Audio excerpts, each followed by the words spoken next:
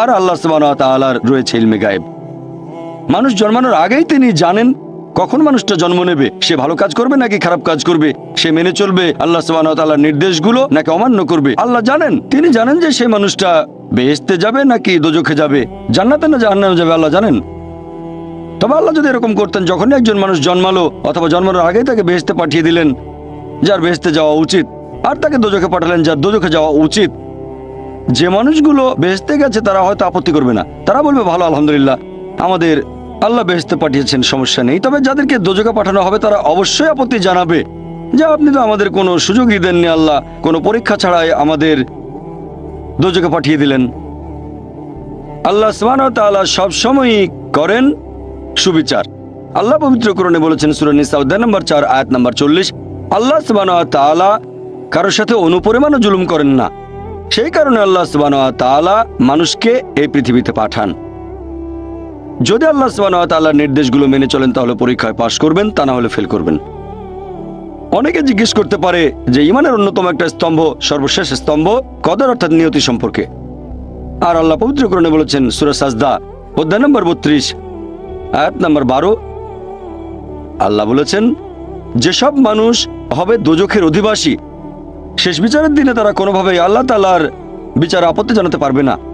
উল্টো তারা বলবে, সেদিন সব অপরাধীরা তাদের মাথা নিচু করে রাখবে আর বলবে আমাদের ক্ষমা করুন। তারা কোনো আপত্তি জানাবে না, শুধু বলবে যে আমাদের আরেকটা সুযোগ দিন, আমাদের আরো একবার এই পৃথিবীতে পাঠান, সেইবার আমরা অবশ্যই হব বিশ্বাসী। তবে আল্লাহ তো জানেন, তিনি যদি আরেকবার এদেরকে এই পৃথিবীতে কখনো পাঠান তাহলে তার আগের স্মৃতিগুলো কিছুই থাকবে না, দোজখের স্মৃতি তাদের মনে থাকবে না। আল্লাহ ভালো করেই জানেন তারা সেই আগের ভুলগুলো আবারও করবে। এ কথা কোরআনে বলা হয়েছে সূরা আনাম অধ্যায় নম্বর 6 আয়াত নম্বর 28, যদি এই লোকগুলোকে আবার পৃথিবীতে পাঠানো হয় তারা আবারও সে একই ভুল করবে, কারণ তারা মিথ্যাবাদী। তাহলে আল্লাহ এটা আগে থেকেই জানেন যে এই লোকগুলোকে যদি আবার পৃথিবীতে পাঠান, যদি স্মৃতি মুছে ফেলা হয় দোজখে তারা যা কিছু দেখেছিল, তাহলে আবার একই ভুল করবে। এবার কদরের প্রসঙ্গে আসি। কদর হলো ইমানের 6 নম্বর স্তম্ভ, যে আল্লাহ সুবহানাহু ওয়া তাআলা, আমরা মুসলিমরা মানি যে আল্লাহ লিখেছেন কদর অর্থাৎ নিয়তি। অনেকে এখানে আপত্তি জানায়, অনেক লোক এভাবে প্রশ্ন করে, মুসলিম অমুসলিম অনেকেই বলে আল্লাহ তো সবকিছু নিয়তি লিখে রেখেছেন যে অমুক লোক ভালো হবে না খারাপ হবে, সে কাউকে খুন করবে কি করবে না, বা কাউকে ধর্ষণ করবে কিনা, অথবা চুরি করবে কিনা, অথবা ভালো কাজ করবে কিনা, সে বেহেশতে যাবে নাকি দোজখে, সবকিছু আগেই লেখা থাকলে আমরা কি করব? এখানে কার দোষ? যদি কাউকে খুন করি, আল্লাহ আমার কদরে লিখেছেন, আমি খুন করবো আর করে ফেললাম, এই দোষটা কার? দোষ তো আল্লাহর, তাহলে আমাকে দোজখে পাঠানো হবে কেন? আর এটা খুবই লজিক্যাল প্রশ্ন। এই প্রশ্নের উত্তরে বলবো, আমাদেরকে এই কদর বা নিয়তির ধারণা আগে বুঝতে হবে যে আল্লাহ সুবহানাহু ওয়া তাআলা আগে থেকে লিখে রেখেছেন একটা মানুষ কখন জন্মাবে, তারপরে সে কোন দেশে জন্মাবে, কখন মারা যাবে, কোন দেশে মারা যাবে। আল্লাহ পবিত্র কোরআনে বলেছেন সূরা ইসরা অধ্যায় 17 আয়াত নম্বর 14, যে যখন কোনো শিশু জন্ম নেয় তার কর্মগুলো আমি তার গ্রীবালগ্ন করে দিই। একজন মানুষের ব্যাপারে আল্লাহ জানেন সে কি করবে, ভালো না খারাপ, সঠিক না বেঠিক, সে বেহেশতে যাবে নাকি দোজখে যাবে। তবে আল্লাহ সুবহানাহু ওয়া তাআলার আছে ইলমে গায়েব।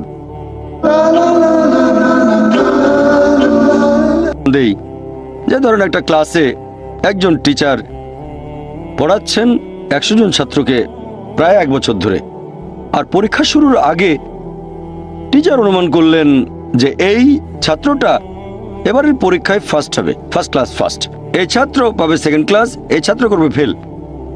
এটা আমি উদাহরণ হিসেবে বলছি। এর কিছুদিন পরে পরীক্ষা হয়ে গেল, প্রথম ছাত্র হলো ফার্স্ট ক্লাস ফার্স্ট, এই ছাত্র সেকেন্ড ক্লাস, আর ওই ছাত্রটা করলো ফেল। এখন আপনাদের প্রশ্ন করি, যে ছাত্র ফেল করেছে সে কি টিচারকে বলবে আপনি বলেছিলেন যে আমি ফেল করব তাই ফেল করেছি? এখানে দোষটা কার, টিচারের নাকি ছাত্রের? কার দোষ? ছাত্রের। টিচার অনুমান করেছেন এই ছাত্রটা বাইরে ঘুরে বেড়ায়, ঠিক মতো ক্লাসে আসে না, সিনেমা দেখতে যায়, এই জন্য সে ফেল করবে। ওই ছাত্র মোটামুটি মাঝারি, এই ছাত্র খুব মেধাবী, অনেক পরিশ্রম করে, তাই টিচার পরীক্ষা শুরু হওয়ার আগে অনুমান করেছেন এই ছাত্র হবে ফার্স্ট ক্লাস ফার্স্ট, এই ছাত্র সেকেন্ড ক্লাস, ওই ছাত্র ফেল। তারপর আসলে ওই ছেলে ফার্স্ট ক্লাস ফার্স্ট, এই ছেলে সেকেন্ড ক্লাস, আর ওই ছাত্র ফেল। টিচার অনুমান করেছেন, তার মানে এই না যে দোষটা টিচারেরই হবে। টিচার সবাইকে পড়িয়েছেন সঠিকভাবে, সমানভাবে। একইভাবে আল্লাহ সুবহানাহু ওয়া তাআলার আছে ইলমে গায়েব। তিনি ভবিষ্যৎ সম্পর্কে জানেন। কিছু জিনিস ঠিক করা আছে যে এই লোকটা জন্মাবে অমুক দেশে, জন্মাবে অমুক দিনে, আর সে মারা যাবে অমুক দেশে অমুক তারিখে, ইত্যাদি ইত্যাদি। তার পরিবেশ ধনী হবে নাকি গরিব হবে। তবে পছন্দটা এখানে আপনার। যেমন ধরেন 12 স্ট্যান্ডার্ড পাস করার পরে অপশন আপনার হয়তো ইঞ্জিনিয়ার হবেন, অথবা ডাক্তার হবেন, বা একজন আইনজীবী। এখানে পছন্দ আপনার, ঠিক করলেন আপনি হবেন ইঞ্জিনিয়ার। এখন আল্লাহ এটা আগে থেকেই জানেন যে 12 স্ট্যান্ডার্ড পাস করার পরে আপনি ইঞ্জিনিয়ার হওয়ার চেষ্টা করবেন, তাই আল্লাহ আগে লিখে রেখেছেন। ব্যাপারটা এমন না যে আল্লাহ লিখে রেখেছেন বলে আপনি বেছে নিচ্ছেন। যেহেতু আপনি এটাই বেছে নেবেন, তাই আল্লাহ আগে লিখে রেখেছেন। এখানে পছন্দ আপনার, তবে আল্লাহ আপনার পছন্দ জানেন। যেমন ধরেন একটা রাস্তার মোড়ে আসলেন, সামনে 5টা রাস্তা, রোড নাম্বার 1, 2, 3, 4, 5। এখানে পছন্দ আপনার, বেছে নিতে পারেন রোড নাম্বার 1, 2, 3, 4, 5। আপনি গেলেন রোড 2-এ। এটা আগে থেকেই লেখা আছে আপনার নিয়তিতে যে আপনি যাবেন 2 নম্বর রোডে। ব্যাপারটা এমন না যে আল্লাহ লিখেছেন বলে আপনি করছেন। যেহেতু আপনি এটাই বেছে নেবেন, তাই আল্লাহ আগে লিখে রেখেছেন। তাহলে পছন্দ আপনার। আপনি চাইলে টাকা উপার্জন করতে পারেন ভালো কাজের মাধ্যমে, হালাল উপায়ে, অথবা পারেন চুরি করে হারাম উপায়ে। পছন্দ আপনার। ধরেন চুরি করলেন, এটা আপনার সিদ্ধান্ত। তবে আল্লাহ আগে থেকে জানেন যে এই লোকটা সহজে টাকা পেতে চায়, তাই চুরি করবে।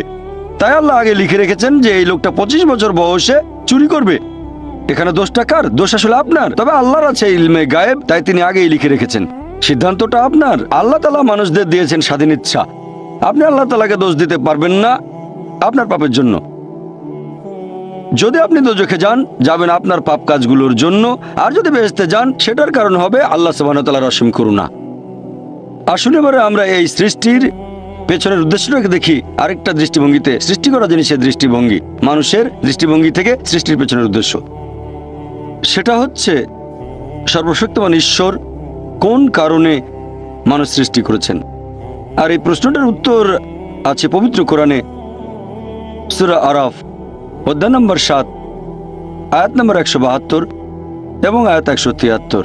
আল্লাহ বলেছেন যে স্মরণ করো তোমার প্রতিপালক আদম সন্তানের পৃষ্ঠদেশ হতে তার বংশধরদের বের করেন এবং তাদের জিজ্ঞেস করেন যে আমি কি তোমাদের প্রতিপালক? তারা সবাই বলবে আমরা সাক্ষ্য দিচ্ছি আপনি আমাদের প্রতিপালক। তারপর আল্লাহ বলবেন তাহলে রোজ কিয়ামতের দিন তোমরা যেন না বলো যে জানতাম না আপনি আমাদের প্রতিপালক, অথবা এভাবে বলো না যে আমাদের পূর্বপুরুষেরা অন্য কারো ইবাদত করত, তারা শিরক করত, তারা অন্য কাউকে শরীক করেছে, আমরা তাদের অনুসরণ করেছি, সেজন্য তারা মিথ্যেবাদী, আমাদের কোনো দোষ নেই। তাহলে মানুষ জাতি এই পৃথিবীতে আসার আগে আল্লাহ তাআলা সব মানুষকে আদম সন্তানের পৃষ্ঠদেশ থেকে বের করে জিজ্ঞেস করেছিলেন যে কে তোমাদের প্রতিপালক, আর সবাই সাক্ষ্য দিয়েছিল আল্লাহ কেবল একজন, তিনি আমাদের প্রতিপালক। আর এখন আমরা পৃথিবীতে পরীক্ষা দিচ্ছি। আল্লাহ পবিত্র কোরআনে বলেছেন, আমার লেকচারের শুরুতেও কোরআনের আয়াতটা বলেছিলাম, সূরা জারিয়াত অধ্যায় নম্বর 51 আয়াত নম্বর 56। আল্লাহ বলেছেন যে আমি সৃষ্টি করেছি জিন এবং মানুষ যাতে তারা আমার ইবাদত করে। ওমা খালাকতুল জিন্না ওয়াল ইনসা ইল্লা লিয়াবুদুন। আমি সৃষ্টি করেছি জিন এবং মানুষ যাতে তারা আমার ইবাদত করে। তাহলে মানুষ এবং জিন সৃষ্টি করার পেছনের উদ্দেশ্যটা হচ্ছে যাতে তারা আল্লাহ তাআলার ইবাদত করে। ইবাদতের ইংরেজি ওয়ারশিপ। আর আপনারা দেখবেন এই ইংরেজি শব্দ ওয়ারশিপ এসেছে প্রাচীন একটা ইংরেজি শব্দ থেকে, ওয়ার্তেস্কাইফ, যার মানে সম্মান করা। আর আপনারা যদি নতুন সংস্করণের ওয়েবস্টার ডিকশনারি দেখেন, সেটা বলছে ওয়ারশিপ মানে কোনো ঈশ্বর বা দেবতার আরাধনা করা এবং সম্মান করা, ঈশ্বরের আরাধনা এবং সম্মান করা। আর এই ওয়ারশিপ শব্দের আরবি করলে হবে ইবাদা। ওমা খালাকতুল জিন্না ওয়াল ইনসা ইল্লা লিয়াবুদুন। এই ওয়ারশিপ শব্দের আরবি হচ্ছে ইবাদা। এই ইবাদার মূল আরবি শব্দ হচ্ছে আবদ, যার মানে হচ্ছে ভৃত্য। আর একজন ভৃত্যের দায়িত্ব তার মনিবের যাবতীয় ইচ্ছার আদেশগুলো পালন করা। তাহলে ইবাদা মানে আল্লাহ সুবহানাহু ওয়া তাআলার ইচ্ছার কাছে সম্পূর্ণভাবে আত্মসমর্পণ করা। ইবাদা মানে আমাদের স্রষ্টা আল্লাহ তাআলার যাবতীয় ইচ্ছার কাছে সম্পূর্ণভাবে আত্মসমর্পণ করা। আর আপনারা খেয়াল করলে দেখবেন যে এটাও একটা ইবাদতের অংশ হবে যদি আল্লাহ সুবহানাহু ওয়া তাআলার প্রশংসা করেন। আর আল্লাহ পবিত্র কোরআনে বলেছেন সূরা আন-নাসর অধ্যায় নম্বর 110 আয়াত নম্বর 3। আল্লাহ বলেছেন, ইযা জা নাসরুল্লাহি ওয়াল ফাত ওয়া রাইতান নাস ইয়াদখুলুনা ফি দীনিল্লাহি ফাজা ফাসাব্বিহ বিহামদি রাব্বিকা ওয়াস্তাগফির ইন্নাহু কানা তাওয়াবা। যার মানে প্রশংসা সহ প্রতিপালকের মহিমা ঘোষণা করো, প্রশংসা সহ আল্লাহর মহিমা ঘোষণা করো। তাহলে এক ধরনের ইবাদত হচ্ছে আমাদের স্রষ্টা আল্লাহর প্রশংসা করা। অনেকে জিজ্ঞেস করতে পারে যে আল্লাহ তাআলার কাছে মানুষের করা এই প্রশংসার কি কোনো প্রয়োজন আছে? আল্লাহ সুবহানাহু ওয়া তাআলা কি মানুষের এই প্রশংসার উপরে নির্ভর করেন? আসল কথা হচ্ছে, পৃথিবীর সব মানুষ যদি আল্লাহ তাআলার প্রশংসা করে সেটা তাকে মহান করতে পারবে না।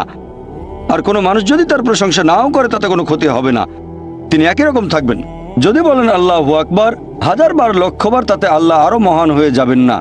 আবার যদি আল্লাহু আকবার নাও বলেন, তিনি ছোট হবেন না, তিনি সবচেয়ে মহান সেরকমই থাকবেন। আল্লাহ পবিত্র কোরআনে বলেছেন সূরা ফাতির অধ্যায় 35 আয়াত 15 যে আল্লাহ সুবহানাহু ওয়া তাআলা কখনোই মানুষের মুখাপেক্ষী নন, বরং আমরা আল্লাহর মুখাপেক্ষী।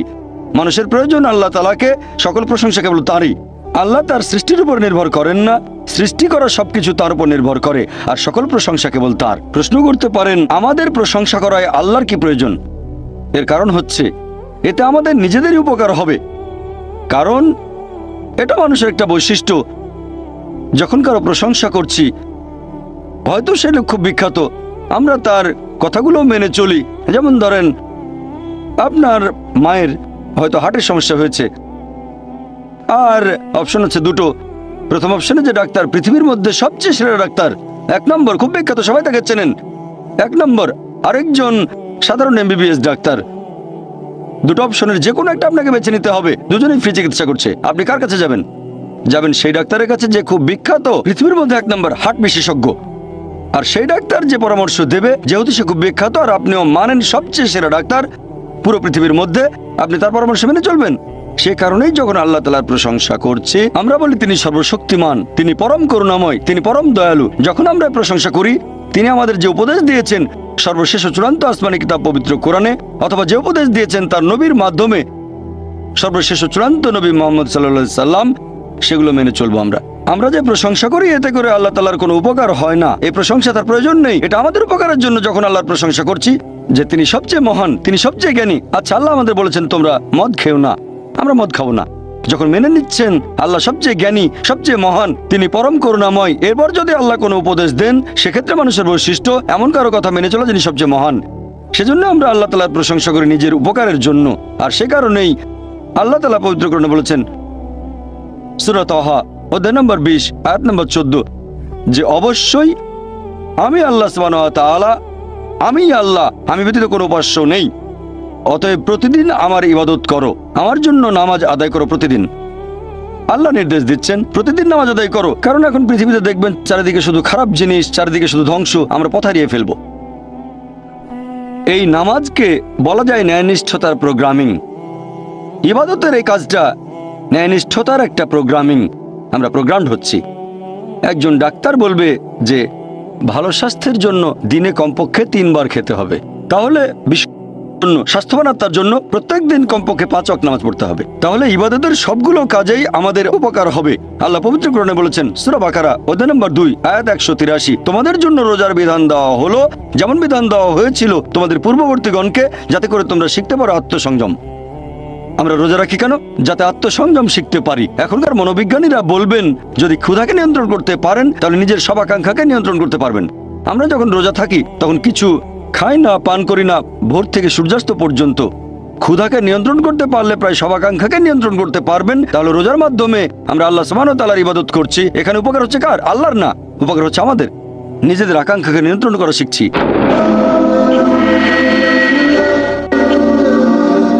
আল্লাহ পবিত্র কোরআনে বলেছেন সূরা মাইদা অধ্যায় নম্বর 5 আয়াত নম্বর 90 ইয়া আইয়ুহাল্লাযিনা আমানু, হে মুমিনগণ, ইন্নামাল খামরু ওয়াল মাইসিরু, নিশ্চয়ই মদ পান এবং জুয়া খেলা, ওয়াল আনযাবু ওয়াল আজলামু, মূর্তি পূজার বেদি এবং ভাগ্য নির্ণায়ক স্বর, রিজসুম মিন আমালিশ শাইতান, এগুলো সব শয়তানের কাজ। ফাজতানিবু লাকুম তুফলিহুন, এগুলো বর্জন করো যাতে সফল কাম হতে পারো। এখানে আল্লাহ সুবহানাহু ওয়া তাআলা আমাদের নির্দেশ দিচ্ছেন যে হে মুমিনগণ, নিশ্চয়ই মদ পান এবং জুয়া খেলা, মূর্তি পূজার বেদি মানে মূর্তি পূজা করা, ভাগ্য নির্ণায়ক স্বর মানে ভাগ্য গণনা, এগুলো শয়তানের কাজ। এগুলো বর্জন করো যাতে সফল কাম হতে পারো। আর আল্লাহ এর পরের আয়াতে বলছেন সূরা মাইদা অধ্যায় নম্বর 5 আয়াত নম্বর 91 যে শয়তান মানুষের মধ্যে শত্রুতা আর বিদ্বেষ সৃষ্টি করতে চায় এই মদ এবং জুয়ার মাধ্যমে। আর এগুলো তোমাদেরকে আল্লাহ সুবহানাহু ওয়া তাআলার স্মরণে বাধা দেবে। আল্লাহ আমাদের পথ দেখাচ্ছেন। যখন আমরা নামাজ পড়ি, পবিত্র কোরআন পড়ি, এটাও এক ধরনের ইবাদত। নামাজ পড়া এক ধরনের ইবাদত। আল্লাহ নির্দেশনা পাচ্ছি যে দূরে থাকবো মদ থেকে, জুয়া খেলা থেকে। শয়তান এই কাজগুলোর মাধ্যমে মানুষের মধ্যে শত্রুতা আর বিদ্বেষ তৈরি করে, আর এগুলো আপনাকে আল্লাহ তাআলার স্মরণে বাধা দেবে। ইবাদতের বিভিন্ন কাজগুলো যেখানে আপনি আল্লাহ তাআলার আদেশ নিষেধগুলো মেনে চলছেন, সেগুলো হচ্ছে ইবাদত। মানুষ যখন আল্লাহ সুবহানাহু ওয়া তাআলার কোনো আদেশ নিষেধ মেনে চলছে, তখনই সেটা ইবাদত। তবে আপনাকে সে কাজটা করতে হবে সঠিকভাবে। এখানে আমাদেরকে দুটো শর্ত পূরণ করতে হবে। এক নাম্বার হচ্ছে যে আপনি সেই কাজটা করবেন শুধুমাত্র আল্লাহ সুবহানাহু ওয়া তাআলার সন্তুষ্টি লাভের জন্য। নিজেকে মহান করে দেখবেন না, নিজের প্রশংসা করবেন না। আপনি যে কাজই করেন সেটা করবেন আল্লাহ সুবহানাহু ওয়া তাআলার সন্তুষ্টি লাভের জন্য। আল্লাহ যেগুলো নির্দেশ করেছেন সেগুলো মানেন আল্লাহ সন্তুষ্টি লাভের জন্য। নিজেকে মহান করবেন না, প্রশংসা করবেন না, বিখ্যাত হওয়ার জন্য করবেন না। 2 নম্বর শর্ত যে কাজটা পালন করব যেভাবে আল্লাহ এবং তার রাসূল আমাদের নির্দেশ দিয়েছেন। আল্লাহ যে কাজগুলো করতে বলেছেন সেগুলো করবেন সেভাবে যেভাবে আল্লাহ করতে বলেছেন অথবা আমাদের নবী করতে বলেছেন। যদি কাজটা অন্য উপায়ে করেন সেটাকে ইবাদত বলা হবে না। তাই করবেন আল্লাহর জন্য, তার নির্দেশ মেনে চলবেন আর নবীর নির্দেশ মেনে চলবেন যেভাবে আল্লাহ এবং তার রাসূল করতে বলেছেন। যদি অন্য কোনো উপায়ে করেন তাহলে সেটা সঠিক নয়। আর আমাদের নবী মুহাম্মদ সাল্লাল্লাহু আলাইহি ওয়াসাল্লামের একটা হাদিস আছে সহিহ মুসলিমে, খণ্ড নম্বর 2, হাদিস নম্বর 1885। আমাদের নবী মুহাম্মদ সাল্লাল্লাহু আলাইহি ওয়াসাল্লাম বলেছেন, সবচেয়ে খারাপ যে কাজটা সেটা হলো ধর্মে নতুন কিছু সংযোজন, নতুন কিছুর প্রচলন। এটা একটা অভিশাপ, আর ধর্মে নতুন সংযোজন তোমাদের নিয়ে যাবে দোজখে। তার মানে সবচেয়ে খারাপ যে কাজটা সেটা বিদআত। ধর্মে নতুন কিছু সংযোজন এটা একটা অভিশাপ, আর আপনাদের নিয়ে যাবে দোজখে। এখন ইবাদত করার ক্ষেত্রে একটা কমন নিয়ম আছে যে সব ধরনের ইবাদতের কাজ নিষিদ্ধ শুধুমাত্র পবিত্র কোরআন এবং হাদিসে যেটা বলা আছে সেই নিয়ম বাদে। যে নিয়মের কথা আমাদের বলেছেন আল্লাহ এবং তার রাসূল, অন্য সব ধরনের ইবাদত হারাম, এগুলো সব নিষিদ্ধ। শুধু সেই নিয়ম বাদে যেটা বলা হয়েছে কোরআনে আর বলা হয়েছে আমাদের নবীর বিভিন্ন হাদিসে। তারপর আপনারা দেখবেন যে পৃথিবীতে মানুষ সৃষ্টি করার পেছনের উদ্দেশ্যটা যাতে আমরা আল্লাহর ইবাদত করি। আল্লাহর ইবাদত করলে আমাদের উপকার হয়, এটা আমাদের সাহায্য করে। অনেকের মধ্যে একটা ভুল ধারণা আছে যে ইসলাম একটা নতুন ধর্ম, যে ধর্ম পৃথিবীতে এসেছে 1400 বছর আগে, আর নবী মুহাম্মদ সাল্লাল্লাহু আলাইহি সাল্লাম হলেন ইসলাম ধর্মের প্রতিষ্ঠাতা।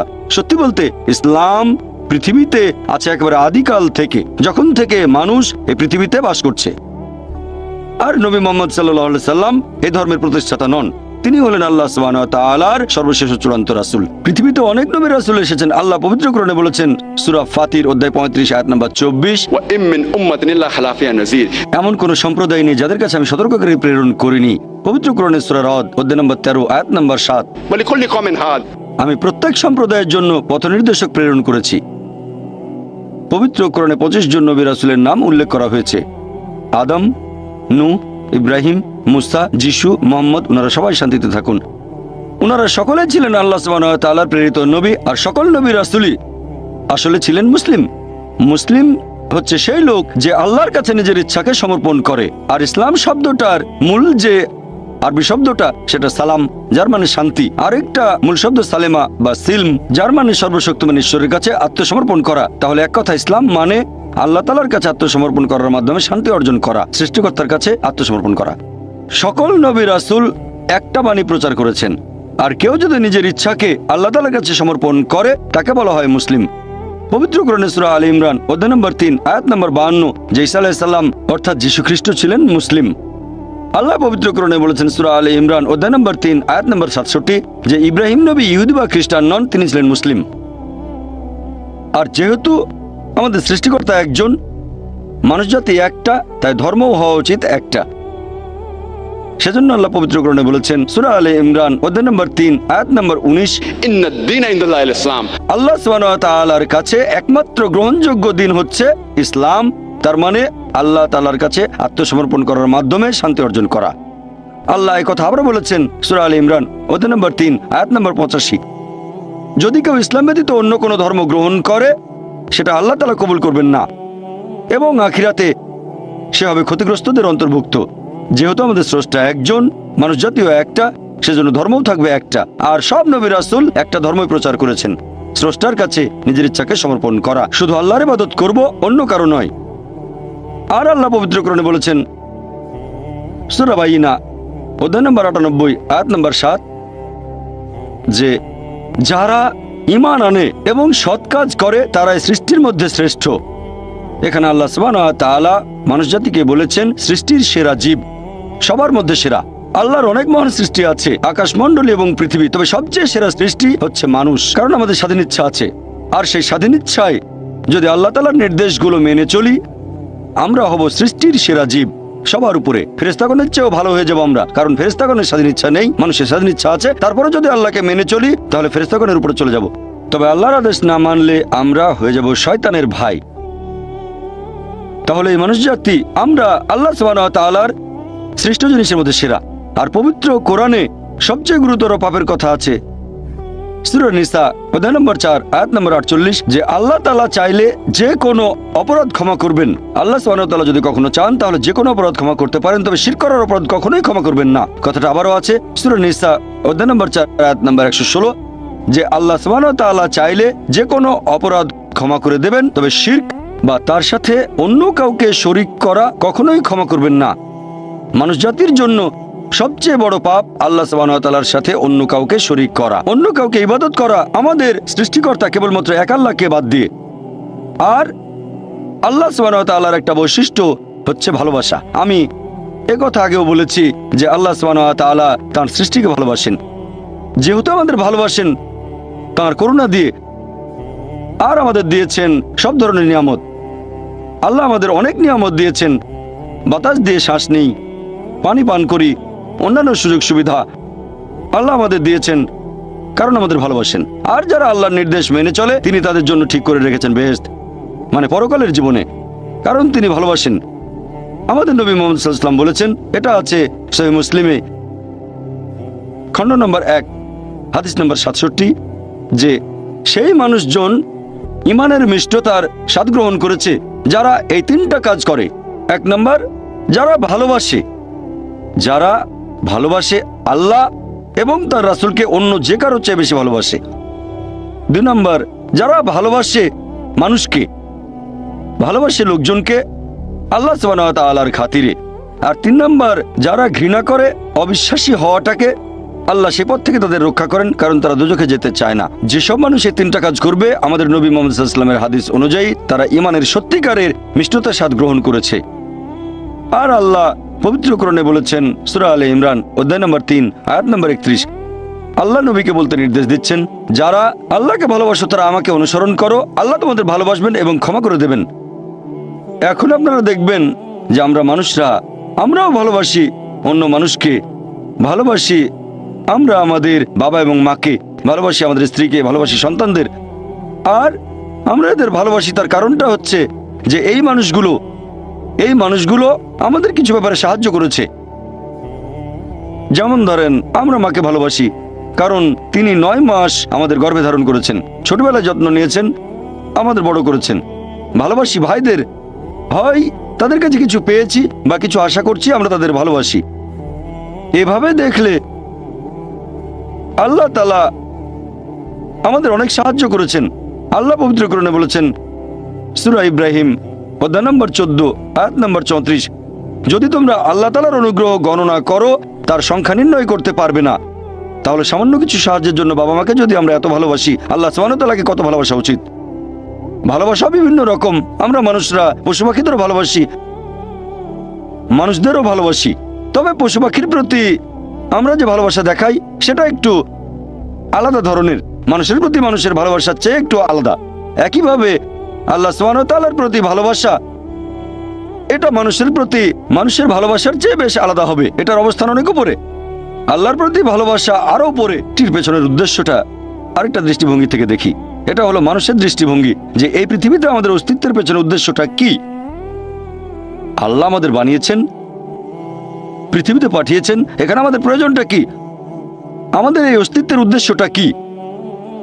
আল্লাহ এর উত্তরে বলেছেন সূরা মুলক অধ্যায় নম্বর 67 আয়াত নম্বর 2, আল্লাহ বলেছেন, আল্লাযী খালাকাল মাউতা ওয়াল হায়াতা, যে আল্লাহ সৃষ্টি করেছেন মৃত্যু ও জীবন পরীক্ষার জন্য, কে তোমাদের মধ্যে কর্মে উত্তম। আল্লাহ সৃষ্টি করেছেন জীবন ও মৃত্যু পরীক্ষার জন্য, কে তোমাদের মধ্যে কর্মে উত্তম। আল্লাহ পবিত্র কোরআনে বলেছেন, সূরা আলে ইমরান অধ্যায় নম্বর 3 আয়াত 185, আল্লাহ বলেছেন, কুল্লু নাফসিন যায়কাতুল মউত। প্রত্যেক জীব মৃত্যুর স্বাদ গ্রহণ করবে, আর চূড়ান্ত বিচার হবে রোজ কিয়ামতের দিনে। যাকে সেদিন দোজখ থেকে রক্ষা করা হবে আর বেহেশতে দাখিল করা হবে, সেই পৃথিবীর উদ্দেশ্য অর্জনের সফল কাম। কারণ এই পার্থিব জীবন ছলনাময় ভোগ ব্যতীত আর কিছুই নয়। তার মানে এই পৃথিবীতে আমাদের ইহকাল, এটা পরকালের জন্য একটা পরীক্ষা। যদি আল্লাহ সুবহানাহু ওয়া তাআলার আদেশগুলো মেনে চলেন, তাহলে পরকালের জীবনে বেহেশতে যেতে পারবেন, আর আদেশগুলো না মানলে বেহেশতে যেতে পারবেন না, দোজখে যাবেন। তাহলে এই জীবন আমাদের অস্তিত্বের পেছনের উদ্দেশ্য, আল্লাহ বলছেন, পরকালের জন্য পরীক্ষা। আর আল্লাহ পবিত্র কোরআনে বলেছেন সূরা আনকাবুত অধ্যায় নম্বর 29 আয়াত নম্বর 2, যে তোমরা কি মনে করো আমরা ঈমান এনেছি এটা বললেই তোমাদের ছেড়ে দেওয়া হবে? তোমাদের অবশ্যই পরীক্ষা নেব। যদি শুধু মুখে বলেন আল্লাহকে বিশ্বাস করি, আমি একজন মুসলিম, আমি একজন মুমিন, এটা বললেই আল্লাহ ছেড়ে দেবেন? এখানেই পরীক্ষা শেষ? আল্লাহ বলছেন, তোমরা জানো না আমি পরীক্ষা করব? শুধু বললেন আমি একজন মুসলিম, শুধু মুখে বললেন আমি বিশ্বাসী, মুখে বললেন আমি আল্লাহর কাছে নিজের ইচ্ছাকে সমর্পণ করি, তাহলে আপনাকে ছেড়ে দেওয়া হবে না। আল্লাহ অবশ্যই পরীক্ষা করবেন। আল্লাহ পবিত্র কোরআনে বলেছেন সূরা বাকারা অধ্যায় নম্বর 2 আয়াত নম্বর 155, আমি অবশ্যই তোমাদের পরীক্ষা করব ক্ষুধার ভয় দিয়ে, জীবন আর ধন সম্পদের ক্ষয়ক্ষতি দিয়ে, এবং ফল ও ফসলের ক্ষয়ক্ষতি দিয়ে। আর শুভ সংবাদ দাও তাদের যারা ধৈর্যশীল। আল্লাহ সবাইকে পরীক্ষা করবেন ভয় দিয়ে, ক্ষুধা দিয়ে, জীবন আর ধন সম্পদের ক্ষয়ক্ষতি দিয়ে, ফল ফসলের ক্ষয়ক্ষতি দিয়ে। আল্লাহ অবশ্যই পরীক্ষা করবেন। আর আল্লাহ এক একজনকে এক একভাবে পরীক্ষা করেন।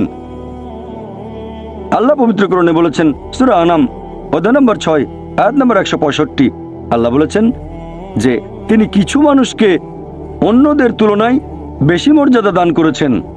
আল্লাহ সুবহানাহু ওয়া তাআলা কিছু মানুষকে অন্য মানুষদের তুলনায় বেশি মর্যাদা দিয়েছেন। আল্লাহ কোরআনে বলেছেন সূরা নাহল অধ্যায় নম্বর 16 আয়াত নম্বর 71, যে তিনি কিছু মানুষকে অন্য মানুষের তুলনায় শ্রেষ্ঠত্ব দান করেছেন। আল্লাহ এই কথা আবারও বলেছেন সূরা আনাম অধ্যায় নম্বর 6 আয়াত নম্বর 165, যে আল্লাহ সুবহানাহু ওয়া তাআলা কিছু মানুষকে অন্যদের তুলনায় বেশি মর্যাদায় উন্নীত করেছেন, আর তিনি যা দিয়েছেন তার ভিত্তিতেই তোমাদের বিচার করা হবে। এখানে অনেক লোকজন এভাবে প্রশ্ন করে, আল্লাহ তাআলা এখানে সুবিচার করবেন কিভাবে? কেউ হয়তো জন্মায় গরিব পরিবারে, আবার কেউ জন্মায় ধনী পরিবারে, কেউ জন্মায় ভালো স্বাস্থ্য নিয়ে, কেউ জন্মায় অসুস্থ হয়ে। এটাই তো অবিচার। আল্লাহ তাআলা সুবিচার করেন না। তিনি এইসব আলাদা মানুষের জন্য আলাদা বিচার করবেন কিভাবে? আমরা জানি যে পার্থিব জীবনে আছে জন্ম আর মৃত্যু, বিভিন্ন অসুখ হতে পারে, কেউ গরিব কেউ ধনী, এই সবই আসলে পরীক্ষা। আর আল্লাহ পবিত্র কোরআনে বলেছেন সূরা আনফাল অধ্যায় নম্বর 8 আয়াত নম্বর 28, আল্লাহ বলেছেন যে অবশ্যই তোমাদের ধন সম্পদ আর সন্তান সন্ততি এগুলো তোমাদের জন্য পরীক্ষা। এরপর সূরা মুনাফিকুন অধ্যায় নম্বর 63 আয়াত নম্বর 9, যে তোমাদের সম্পদ আর সন্তান সন্ততি যেন তোমাদেরকে আল্লাহ তাআলার স্মরণে উদাসীন না করে। আল্লাহ তাআলা এক একজন মানুষকে এক একভাবে পরীক্ষা করেন। আপনি যদি কাউকে জিজ্ঞেস করেন যে ভালো কাজগুলো কি কি আর ভালো কাজগুলো কি, এই ব্যাপারে আস্তিক নাস্তিক সব ধরনের মানুষই তখন বলবে ভালো কাজ হচ্ছে দান করা, নিজে সন্তুষ্ট থাকা। কয়েকটা ভালো কাজের কথা বললে দান করা থাকবে। এখন একজন মানুষ পরোপকারী কি না সেটা আল্লাহ কিভাবে পরীক্ষা করবেন? কিন্তু সবার সম্পদ যদি সমান থাকে, পরীক্ষার ব্যাপারটা তাহলে আসবে কিভাবে? পরীক্ষা তখনই নেওয়া যাবে যখন কেউ হবে ধনী আর কেউ হবে গরিব। তাই আল্লাহ তাআলা এক একজনকে এক একভাবে পরীক্ষা করেন। হয়তো কেউ জন্ম নিয়েছে ধনী পরিবারে, তাই সম্পদ অনেক বেশি, আবার কেউ জন্মায় গরিব হয়ে। তবে যে লোকটা ধনী, ইসলামিক শরিয়া অনুযায়ী ইসলাম ধর্মের একটা স্তম্ভ হচ্ছে জাকাত, যে প্রত্যেক ধনী লোক যাদের সঞ্চয় নিসাব লেভেলের উপরে 85 গ্রাম স্বর্ণ, সে প্রতি হিজরি বছরে সেই সঞ্চয়ের 2.5% জাকাত হিসেবে দান করে দেবে। সেই লোক হতে পারে লাখপতি, হতে পারে কোটিপতি। যদি সে ঠিকমতো জাকাত দেয় তাহলে সে পাবে 5 নম্বর। হয়তো সে পুরো জাকাত দিল না, সামান্য কিছু অংশ দান করলো, যা দেওয়ার কথা তার 20% দিল, যেটা দেওয়া উচিত তার সামান্য অংশ দিল, তাহলে সে ফেল করবে। আবার কেউ হয়তো জাকাতই দেবে না, একেবারেই শূন্য। আর গরিব লোককে কোনো জাকাত দিতে হবে না, সেভাবে ফুল নাম্বার। কিন্তু আমরা মানুষরা এভাবে বলি, আহা বেচারা লোকটা খুব গরিব, এই লোকটার জীবনে শুধু সমস্যা আর সমস্যা। আর ধনীদের দেখে আমরা মুগ্ধ হই। আমাদের প্রিয় নবী বলেছেন যে একজন ধনী লোকের বেহেশতে প্রবেশ করা গরিবের চেয়ে অনেক বেশি কঠিন। আর পবিত্র কোরআন বলছে সূরা আনফাল অধ্যায় নম্বর 8 আয়াত নম্বর 28, ধন সম্পদ তোমাদের জন্য পরীক্ষা, এটা পরীক্ষা। আমরা বোকা তাই এভাবে চিন্তা করি যে এই লোকটার অনেক টাকা, আল্লাহ অনেক রহমত দিয়েছেন, এটা একটা পরীক্ষা। যদি এই রহমত ঠিক মতো ব্যবহার না করেন, এটা অবশ্যই রহমত, তবে এই পরীক্ষায় ফেল করার সম্ভাবনা অনেক বেশি। যেমন ধরেন বোর্ডের একটা পরীক্ষার প্রশ্ন গত বছরের কথা, 2 বছর আগের কথা, 2002 সালের কথা। সেবারের প্রশ্ন খুব কঠিন ছিল, বেশিরভাগ ছাত্রছাত্রী উত্তর দিতে পারেনি। পরের বছর সেই প্রশ্নটা আসলো না, তখন এটা বলা বোকামি, ও দুঃখ, এবার তো আসলো না, আপনি তো খুশি হবেন যে এবার আসেনি। তাহলে সম্পদ একটা পরীক্ষা। তাহলে যাদের ধন সম্পদ নেই তাদের জন্য ধনীদের তুলনায় বেহেশতে যাওয়াটা অনেক সহজ। আল্লাহ এক একজনকে এক একভাবে পরীক্ষা করেন। সেজন্য আল্লাহ বলেছেন তোমাদের ধন সম্পদ যেন তোমাদেরকে আল্লাহ তাআলার স্মরণে উদাসীন না করে, এটা একটা পরীক্ষা। নিজে সন্তুষ্ট থাকা। আর আমাদের নবী মুহাম্মদ সাল্লাল্লাহু আলাইহি ওয়াসাল্লাম বলেছেন, এটা আছে সহিহ বুখারীতে খণ্ড নম্বর 8 হাদিস নম্বর 447, নবী বলেছেন যদি কারো কাছে একটা পর্বত সমান স্বর্ণ থাকে সে এরকম আরেকটা চায়, যদি কারো কাছে 1 পাহাড় স্বর্ণ থাকে তারপরও সে আরেকটা স্বর্ণের পাহাড় চায়, আর সর্বশেষে তার মুখগহ্বর পূর্ণ হয় কবরের মাটি দিয়ে। সে যত ধনী লোকই হোক, হয়তো সে পৃথিবীর মধ্যে সবচেয়ে ধনী লোক, তারপরও সে আরো বেশি সম্পদ চায়। মানুষ সন্তুষ্ট হয় না, বেশিরভাগ মানুষ কখনোই সন্তুষ্ট হয় না। আল্লাহ পবিত্র কোরআনে বলেছেন সূরা নিসা অধ্যায় নম্বর 4 আয়াত নম্বর 32 যে আল্লাহ যেটা দিয়ে অন্য মানুষকে শ্রেষ্ঠত্ব দান করেছেন সেটার উপরে তোমরা কোনো রকম লালসা করো না। এভাবে বলবেন না যে হে আল্লাহ তুমি অমুককে অনেক সম্পদ দিয়েছো, অমুককে অনেক সুন্দর একটা গাড়ি দিয়েছো, এমন কিছু আল্লাহর কাছে চাইবেন না যেটা অন্য কাউকে আল্লাহ দিয়েছেন, এতে লোকসান হবে আপনার। আর আমাদের প্রিয় নবী মুহাম্মদ সাল্লাল্লাহু আলাইহি সাল্লাম বলেছেন, এটা আছে সহিহ বুখারীতে খণ্ড নম্বর 4, আমাদের নবী বলেছেন যে সেই লোকদের দেখো যাদের ভাগ্য তোমার চেয়ে খারাপ, সেই সব লোককে দেখো না যারা তোমার চেয়ে বেশি ভাগ্যবান। তা না হলে তোমরা আল্লাহ তাআলাকে স্মরণ করায় অবহেলা করতে পারো, তা না হলে প্রতিপালকের প্রতি অকৃতজ্ঞ হয়ে যেতে পারো। তাহলে নবী বলেছেন তাদেরকে দেখো যাদের ভাগ্য খারাপ। তখন আপনি বলছেন আচ্ছা এই লোকটার তো কোনো গাড়ি নেই, আমার একটা মারুতি অন্তত আছে। তাকে দেখবেন না যারা আছে মার্সিডিজ, ও আমার মার্সিডিজ নেই কেন, ওই লোকের গাড়ি নেই, আমার তো একটা আছে। আপনি আল্লাহকে ধন্যবাদ জানাবেন। যখন মার্সিডিজ গাড়ির মালিকের সাথে নিজেকে তুলনা করবেন, ও আমার কেন মার্সিডিজ গাড়ি দিলেন না, তাদেরকে দেখবেন যাদের ভাগ্য খারাপ। তাহলে আপনি আল্লাহ সুবহানাহু ওয়া তাআলাকে স্মরণ করছেন। আর এটাই বৈশিষ্ট্য মানুষের। এরকম একটা গল্প যে এক লোকের মনে অনেক দুঃখ, কারণ তার কোনো জুতো নেই। তারপরে সে একটা লোককে দেখলো যার একটা পাই নেই। লোকটা অভিযোগ করতো আল্লাহর কাছে যে জুতো নেই, আল্লাহর কাছে অভিযোগ করতো আমার কোনো জুতো নেই। তারপর সেই লোকটাকে দেখলো যার একটা পা নেই, তখন সে আল্লাহকে ধন্যবাদ জানালো আমার অন্তত 2টো পা আছে। তাহলে সন্তুষ্ট হওয়া একটা পরীক্ষা। আমাদের নবী মুহাম্মদ সাল্লাল্লাহু আলাইহি ওয়াসাল্লাম বলেছেন, এটা আছে সহিহ বুখারীতে খণ্ড নম্বর 8 যে সত্যিকারের সম্পদ হচ্ছে সন্তুষ্ট হওয়া, ধন সম্পত্তি নয়। সত্যিকারের সম্পদ হলো সন্তুষ্ট হওয়া, পরিতুষ্ট হওয়া। আপনার যা কিছু আছে সেটার জন্য বলবেন আলহামদুলিল্লাহ, সকল প্রশংসা আল্লাহর।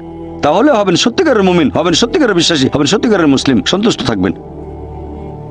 অনেকে এভাবে বলে যে কোন কারণে আল্লাহ সুবহানাহু ওয়া তাআলা কিছু মানুষকে জন্ম থেকেই বানিয়েছেন স্বাস্থ্যবান, কিছু মানুষকে আল্লাহ সুস্বাস্থ্য দেন, আর কেউ জন্মায় অসুখ বিসুখ নিয়েই, হয়তো বংশগত কোনো রোগ, হার্ট ডিজিজ, কেউ বা জন্মায় বিকলাঙ্গ হয়ে। আল্লাহ কি অবিচার করছেন? আল্লাহ পবিত্র কোরআনে বলেছেন সূরা নিসা অধ্যায় নম্বর 4 আয়াত 40, আল্লাহ সুবহানাহু ওয়া তাআলা কারোর সাথে অনুপরিমাণে জুলুম করেন না। এটা একটা পরীক্ষা। আল্লাহ এক একজনকে এক একভাবে পরীক্ষা করেন। এরকম হতে পারে যে শিশু এখন জন্মাচ্ছে সেই সময় মাসুম, নিষ্পাপ, তার কোনো দোষ নেই। আর পবিত্র কোরআন বলছে সূরা আনফাল অধ্যায় নম্বর 8 আয়াত নম্বর 28 যে তোমাদের ধন সম্পদ আর সন্তান সন্ততি তোমাদের জন্য পরীক্ষা। আল্লাহ কথাটা আবারও বলেছেন অধ্যায় নম্বর 63 আয়াত নম্বর 9 যে তোমাদের ধন সম্পদ সন্তান সন্ততি তোমাদেরকে যেন আল্লাহ তাআলার স্মরণে উদাসীন না করে। এরকম হতে পারে যে পরীক্ষা নাও হচ্ছে বাবা মার, এটা বাবা মার জন্য পরীক্ষা। এরপর আপনারা দেখবেন যখন কোনো মানুষের উপর বিপর্যয় আসে সেটা হয় পরীক্ষা অথবা একটা শাস্তি। যে লোকগুলো আল্লাহ তাআলার পথ থেকে দূরে সরে গেছে তাদের জন্য এটা শাস্তি, আর যারা আল্লাহর পথে আছে তাদের জন্য পরীক্ষা। হতে পারে যে বাবা মা খুব ভালো মুসলিম, 5 ওয়াক্ত নামাজ পড়েন, হয়তো যাকাত দিয়েছেন, হজ পালন করেন, রমজান মাসে রোজা রাখেন, আল্লাহ তাদের একটা সন্তান দিলেন জন্ম থেকে যার হার্টে সমস্যা। সত্যিকারের মুসলিম, সত্যিকারের মুমিন বলবে আলহামদুলিল্লাহ, আল্লাহ তাআলা তোমাকে অনেক ধন্যবাদ। আল্লাহ তাদের পরীক্ষা করছেন। আরেকটা লোক যে কৃতজ্ঞ নয় আর এই পরীক্ষায় হয়তো 500 করবে না, সে বলবে কেন, সে লাফালাফি শুরু করবে, আল্লাহর কাছে অভিযোগ করবে যে কেন আল্লাহ তাআলা আমাকে এমন বিকলাঙ্গ সন্তান দিলেন জন্ম থেকে যার হার্টের সমস্যা। আর পরীক্ষা যত কঠিন পুরস্কার তত বেশি, পরীক্ষা যত কঠিন পুরস্কারের পরিমাণ তত বেশি। যেমন ধরেন আপনি পরীক্ষা দিচ্ছেন বিএ ডিগ্রি এক্সামিনেশন, যদি পাশ করেন তাহলে আপনি graduate, BA graduate in arts. তবে যদি এমবিবিএস পরীক্ষায় পাশ করেন তাহলে গ্র্যাজুয়েট হবেন, নামের আগে ডক্টর বসাবেন, ডক্টর। কিন্তু এমবিবিএস পরীক্ষায় পাশ করা এটা বিএ পরীক্ষায় পাশ করার চেয়ে অনেক বেশি কঠিন। তাহলে পরীক্ষা যত কঠিন পুরস্কারও তত বেশি। হতে পারে আল্লাহ এই বাবা মাকে সাধারণ বেহেশতে পাঠাতে চান না, পাঠাবেন জান্নাতুল ফেরদৌসে। তারা ধার্মিক, তারপরও আল্লাহ তাদের বেশি পুরস্কার দিতে চাচ্ছেন। আর এই কারণে আমাদের প্রিয় নবী মুহাম্মদ সাল্লাল্লাহু আলাইহি সাল্লাম বলেছেন, এটা আছে সুনান আল তিরমিজিতে, এক লোক জিজ্ঞেস করলো এই পৃথিবীতে কাকে সবচেয়ে বেশি পরীক্ষা দিতে হয়? নবী উত্তরে বললেন যে আল্লাহ সুবহানাহু ওয়া তাআলার সকল নবী রাসূলকে সবচেয়ে বেশি পরীক্ষা দিতে হয়। এরপরে যারা নবী রাসূলগণের ঘনিষ্ঠ, যারা নবী রাসূলগণের মতো, তারপরে যারা সাহাবীগণের মতো। আর একজন লোকের ঈমান যত বেশি মজবুত পরীক্ষাটাও তত বেশি কঠিন। তাকওয়া যত বেশি থাকে আল্লাহ তত কঠিন পরীক্ষা দেবেন। আপনি কোথাও এমবিবিএস নিয়ে পড়াশোনা করছেন কারণ বেশি নম্বর পেয়েছিলেন এইচএসসিতে, সেজন্য এখানেও পরীক্ষা কঠিন। এমবিবিএস পাশ করাটাও বেশ কঠিন। তাহলে এখানেও নবী রাসূলগণের তাকওয়ার সাথে সাধারণ মানুষের তাকওয়ার কোনো তুলনায় হয় না। যেহেতু তারা ছিলেন নবী এবং রাসূল, তাই তাদেরকেও পরীক্ষা করা হয়েছে। কোনো নবী রাসূলকে এই পরীক্ষা নিয়ে ছেড়ে দেওয়া হয়নি। তাদের তাকওয়া লেভেল অনেক উপরে। নবী রাসূলকে অনেক বেশিবার পরীক্ষা করা হয়েছে সাধারণ মানুষের চেয়ে। আপনার বাচ্চা অনেক বেশি, অনেক কঠিন। তাহলে আপনার তাকওয়া যদি বেশি হয় আল্লাহ আপনাকে পরীক্ষা করবেন। সত্যিকারের মুমিন কোনো বিপর্যয়ের মধ্যে পড়লে বলে সুবহানাল্লাহ, সকল প্রশংসা আল্লাহর, আলহামদুলিল্লাহ। সে ধরে নেয় এটা একটা পরীক্ষা। কোনো বিপর্যয় আসলে সেটা হয় একটা পরীক্ষা অথবা একটা শাস্তি। নবীগণের তাকওয়া অনেক বেশি, তাদের জন্য এটা শাস্তি না, এটা পরীক্ষা। আর তারা পাশ করেছেন। যদি কারো জীবনে কোনো ভালো কিছু ঘটে সেটা হয় একটা পুরস্কার অথবা পরীক্ষা। সম্পদ হতে পারে পুরস্কার অথবা একটা পরীক্ষা। ভালো কোনো কিছু ঘটলে সেটা হয় পুরস্কার নয়তো একটা পরীক্ষা। অনেকে আল্লাহর পথ থেকে দূরে সরে যায়, তারপরে বলে আমাকে সম্পদ দাও, আল্লাহর সম্পদ দেন, তারপরে তারা পরীক্ষায় ফেল করে। তাহলে এই পৃথিবীতে তারা তাদের ইচ্ছে মতো আরামায়েশ করে, কিন্তু আখিরাতে শুধু ক্ষতিগ্রস্ত হয়। দান একটা পরীক্ষা, সন্তুষ্ট হওয়া পরীক্ষা, সন্তান সন্ততিও পরীক্ষা। অনেক সময় আমরা মুসলিমরা আল্লাহ তাআলার কাছে অভিযোগ করি যে আল্লাহ তোমার কাছে এত দোয়া করি তবু তুমি কবুল করো না কেন? আল্লাহ পবিত্র কোরআনে বলেছেন, তোমরা আমাকে ডাকো আমি তোমাদের ডাকে সাড়া দেবো। তবে আমার আপনার ডাকে আল্লাহ সবসময় সাড়া দেন না। পরস্পর বিরোধী মনে হচ্ছে। আল্লাহ বলেছেন আমাকে ডাকো আমি সাড়া দেবো, তবে অনেক সময় দোয়া করছি কিন্তু কবুল হচ্ছে না। আল্লাহ পবিত্র কোরআনে বলেছেন সূরা বাকারা অধ্যায় নম্বর 2 আয়াত 216, তোমরা যা পছন্দ করো সেটা হয়তো তোমাদের জন্য ভালো না, আর যেটা পছন্দ করো না সেটা হয়তো ভালো। তোমরা এটা জানো না, তবে আল্লাহ জানেন। উদাহরণস্বরূপ ধরেন একজন তরুণ ছেলে, বয়স হয়তো 20 বছর, সে দোয়া করছে, হে আল্লাহ সুবহানাহু ওয়া তাআলা একটা বিএমডব্লিউ দিয়ে দাও। জানি না বিএমডব্লিউ নাম শুনেছেন কিনা, বিএমডব্লিউ মোটরসাইকেল, আমি চাই একটা বিএমডব্লিউ মোটরসাইকেল, খুব ভালো মোটরসাইকেল। ছেলেটা দোয়া করলো, আল্লাহ সাড়া দিলেন না। হয়তো আল্লাহ জানেন যে আল্লাহ যদি তাকে মোটরসাইকেল দিতেন সে অ্যাক্সিডেন্ট করতো, পা ভেঙে ফ্র্যাকচার হতো, পঙ্গু হয়ে পড়ে থাকতো। তাহলে এখানে আল্লাহ সুবহানাহু ওয়া তাআলা তার ডাকে সাড়া দিয়েছেন সাড়া না দেওয়ার মাধ্যমে। আল্লাহ তার ডাকে সাড়া দিয়েছেন সাড়া না দেওয়ার মাধ্যমে। আল্লাহ তাকে মোটরসাইকেল দেননি কারণ সে ভালো বান্দা, সে খুব ভালো মানুষ, সে যা যাচ্ছে তা ভালো হবে না আমি জানি, কিন্তু সে জানে না, তাই আল্লাহ দিচ্ছেন না। এভাবে আল্লাহ সাড়া দিচ্ছেন সাড়া না দেওয়ার মাধ্যমে। আবার কিছু লোকজন আছে, যেমন আল্লাহ বলেছেন পবিত্র কোরআনে সূরা বাকারা অধ্যায় নম্বর 2 আয়াত 15-16, এখানে ভণ্ডদের কথা বলা হচ্ছে। আল্লাহ তাদের রশি দেবেন, তারা বিভ্রান্তের মতো ঘুরে বেড়াবে। তারা সম্পদ চেয়েছে, আল্লাহ দিয়েছেন। অনেকে আছে যারা আল্লাহর সাথে অন্য কাউকে শরীক করে, তারা বলে অনেক সম্পদ চাই, আল্লাহ তাদের সম্পদ দেন। এটা তাদের জন্য আসলে একটা পরীক্ষা। এভাবে তারা নিজেদের কবর খুঁড়ছে। তাই আমরা কখনোই হতাশ হব না। আল্লাহ তাআলা আছেন সবসময়, আল্লাহর উপর সবসময় ভরসা রাখবেন। সেই কারণেই পবিত্র কোরআন অনুযায়ী আত্মহত্যা হারাম। সূরা নিসা অধ্যায় 4, তোমরা নিজেকে হত্যা করো না, আত্মহত্যা করো না, নিশ্চয়ই আল্লাহ পরম দয়ালু, সাহায্য করবেন, তার উপর ভরসা করবেন। যখন কোনো লোক আত্মহত্যা করে তখন মনে হবে সে অকৃতজ্ঞ, সে ভাবছে আল্লাহ আমাকে অনেক বিপদে ফেলেছে, এটা কোনো সুবিচার না, এভাবে বেঁচে থাকার কোনো মানে হয় না, তাই শেষ করে দেবো। আল্লাহ পবিত্র কোরআনে বলেছেন সূরা বাকারা অধ্যায় নম্বর 2 আয়াত 286, এটা সূরা বাকারার একেবারে শেষ আয়াত, যে আল্লাহ সুবহানাহু ওয়া তাআলা কারো উপরেই তার সাধ্যের অতিরিক্ত বোঝা চাপিয়ে দেন না। আল্লাহ কারো উপরে এমন কোনো বোঝা চাপিয়ে দেন না যেটা তার সাধ্যের অতিরিক্ত। এটা আয়াতের প্রথম অংশ। এই আয়াতটাতে আরো বলা হয়েছে আমরা এই দোয়া করব, ইয়া আল্লাহ সুবহানাহু ওয়া তাআলা আমাদের উপর সাধ্যের অতিরিক্ত বোঝা চাপিয়ে দিও না। আয়াতের প্রথম অংশে আল্লাহ কথা দিয়েছেন যে আমাদের উপর তিনি সাধ্যের অতিরিক্ত বোঝা চাপাবেন না। তাহলে আমরা কেন দোয়া করব যে হে আল্লাহ আমাদের সাধ্যের অতিরিক্ত বোঝা চাপিয়ে দিও না? এর কারণ হচ্ছে আমরা নিজেদের কবর খুঁড়ি, আমরা নিজেদের উপর সাধ্যের অতিরিক্ত বোঝা চাপিয়ে দিই, সমস্যা বাধা আমরাই বলছি অনেক সম্পদ দাও, আল্লাহ দিচ্ছেন। তাই আমরা আল্লাহর কাছে দোয়া করছি আল্লাহ যেন নিজেদের কারণে নিজেদের উপর সাধ্যের অতিরিক্ত বোঝা না চাপিয়ে দেন। আমরা সবসময় আল্লাহ তাআলার উপর ভরসা করব, একমাত্র তার ইবাদত করব। তিনি আমাদের স্রষ্টা, আমাদের অস্তিত্বের পেছনের উদ্দেশ্য হচ্ছে আল্লাহ সুবহানাহু ওয়া তাআলার ইবাদত করা, অন্য কারো নয়। পৃথিবীর জীবন পরকালের জন্য পরীক্ষা। আল্লাহর আদেশ মেনে চলেন আর সন্তুষ্ট থাকেন। যেরকম পরীক্ষায় সামনে পড়ুক, সত্যিকারের মুসলিম সবসময় বলবে আল্লাহকে ধন্যবাদ। সাধারণত আমরা অভিযোগ করি আমাদের এটা নেই, আমাদের ওটা নেই। জীবনের জন্য সবচেয়ে গুরুত্বপূর্ণ জিনিস কি? কেউ বলবে খাবার, কেউ বলবে পানি, সবচেয়ে গুরুত্বপূর্ণ বাতাস। কয়েক মিনিটের জন্য নিঃশ্বাস বন্ধ করেন, মারা যাবেন। আমাদের মধ্যে কেউ কি আল্লাহ সুবহানাহু ওয়া তাআলাকে এর জন্য ধন্যবাদ জানিয়েছেন যে বাতাস দিয়েছে সেজন্য অনেক ধন্যবাদ? আমাদের মধ্যে কতজন এটা করেছে? আমরা কি এটা বুঝতে পারছি? ফ্রি বাতাস তো ফ্রি পাচ্ছি আর কি।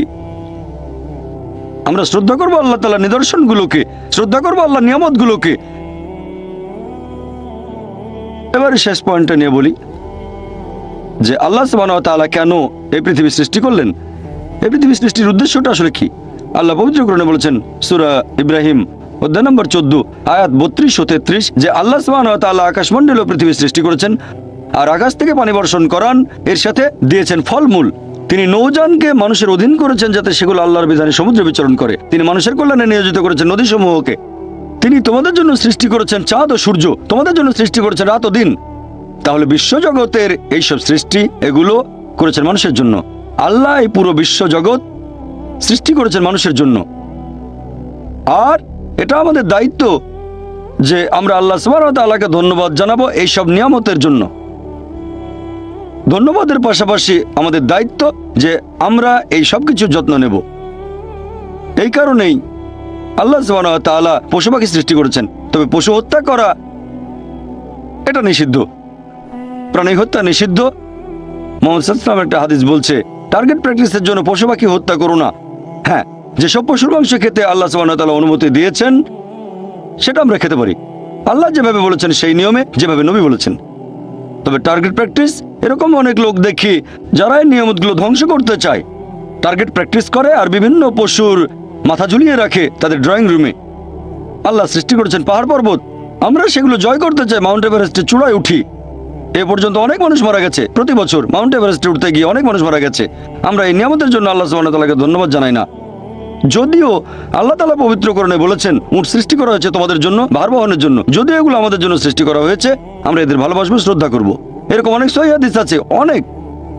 একটা হাদিস আছে সহিহ বুখারীতে খণ্ড নম্বর 3 যে একবার একজন মানুষ একটা তৃষ্ণার্ত কুকুরকে পানি খেতে দিয়েছিল। কুয়ার কাছে গিয়ে মোজাই করে পানি এনেছিল আর এই কাজের জন্য তাকে বেহেশতে দাখিল করা হলো। সহিহ বুখারীতে আছে আরেকটা হাদিস খণ্ড নম্বর 4 একবার এক পতিতা একটা তৃষ্ণার্ত কুকুরকে পানি খেতে দিয়েছিল, এজন্য সে বেহেশত পেল। এক সাহাবা প্রশ্ন করলেন যে কুকুরকে পানি খাওয়ালেও কি আমরা পুরস্কার পাবো? নবী বললেন অবশ্যই, কেন না। চিন্তা করেন যে পশুটাকে ঘরের ভেতরে ঢুকতে নিষেধ করা হয়েছে, যদি সেই পশুকেও পানি খেতে দেন আল্লাহ সেজন্য পুরস্কার দেবেন। একটা হাদিস বলছে একজন বৃদ্ধ মহিলা এক বিড়ালকে বেঁধে রেখে খাবার দিত না, আল্লাহ তাকে দোজখে পাঠালেন। কেন সে বিড়ালটাকে বেঁধে রাখলো, খাবার দিল না? অন্ততপক্ষে বিড়ালটাকে ছেড়ে দিলেও তো সে শিকার করে খেতে পারতো। আর আমাদের এক্সিবিশনে এরকম একটা পোস্টার আছে, আরো অনেক পোস্টার। তাহলে আমরা পশু পাখিকে ভালোবাসবো, যত্ন করব। এছাড়াও গাছপালা লতাপাতা আমরা খেতে পারি যখন প্রয়োজন আমাদের, তবে বিনা কারণে আমরা কোনো গাছপালা কাটবো না। এমনকি যুদ্ধের সময়ও নবী মুহাম্মদ সাল্লাল্লাহু আলাইহি ওয়াসাল্লাম বলেছেন যে তোমরা গাছ কেটে ফেলো না, শস্যে আগুন ধরিয়ে দিও না। তাহলে এগুলো সবই আল্লাহ সুবহানাহু ওয়া তাআলার সৃষ্টি। আর আল্লাহ পবিত্র কোরআনে বলেছেন সূরা আদিয়াত অধ্যায় নম্বর 100 আল্লাহ তাআলা যুদ্ধের সময়ের ঘোড়া সম্পর্কে আল্লাহ এখানে বলেছেন যে ঘোড়া জোড়ে সৈন্যরা যুদ্ধে যায়। আল্লাহ এখানে শপথ করছেন আর বলছেন সূরা আদিয়াত আয়াত 1, 2, 3, 4 আল্লাহ বলেছেন এই ঘোড়াগুলোর খুরের আঘাতে আগুনের ফুলকি ছোটে, সে সময় ধুলোর মেঘ আকাশে ওড়ে, তারা শত্রু দলের ভেতরে ঢুকে পড়ে। বলা হচ্ছে আল্লাহ এখানে শপথ করছেন এই ঘোড়াগুলোকে নিয়ে, যুদ্ধের ময়দানের ঘোড়া। তাদের মধ্যে কোনো রকম ভয় নেই, কারণ তারা তাদের প্রভুর নির্দেশ মানে। যে মানুষটা ঘোড়ার পিঠে থাকে সেই মানুষটার জন্য তারা শত্রু দলের ভেতরে ঢুকে পড়ে, শত্রুর হাতে তরবারি বা অন্যান্য যত অস্ত্রই থাকুক না কেন, সেই ঘোড়া তারপরে সামনে এগিয়ে যায়, কারণ সে প্রভুর নির্দেশ মেনে চলে। আল্লাহ এখানে শপথ করছেন এই ঘোড়াগুলোকে নিয়ে। তারপর আল্লাহ তাআলা বলছেন, তবে মানুষ অবশ্যই অকৃতজ্ঞ। তার মানে যুদ্ধের ঘোড়া প্রভুর আদেশ মানতে গিয়ে মরার জন্য প্রস্তুত। এই কারণে ঘোড়াটা মারা যেতে পারে, তারপরও প্রভু আদেশ দিয়েছে বলে এগিয়ে যাচ্ছে। সামনে হয়তো অস্ত্র হাতে শত্রু দাঁড়িয়ে আছে, সামনে গেলে সে মারা যেতে পারে, তারপরে এটা প্রভুর আদেশ। তবে মানুষ যাতে অকৃতজ্ঞ, মোটেও কৃতজ্ঞ নয়। সে কারণে এই পৃথিবীর প্রত্যেকটা মানুষের দায়িত্ব হচ্ছে পৃথিবীর জীবনের এই উদ্দেশ্য পূরণ করা, যে আমাদের কোন কারণে সৃষ্টি করা হয়েছে। আল্লাহ সুবহানাহু ওয়া তাআলা আমাদের সৃষ্টিকর্তা, পরম করুণাময়, পরম দয়ালু, পরম ক্ষমাশীল, পরম ন্যায় বিচারক।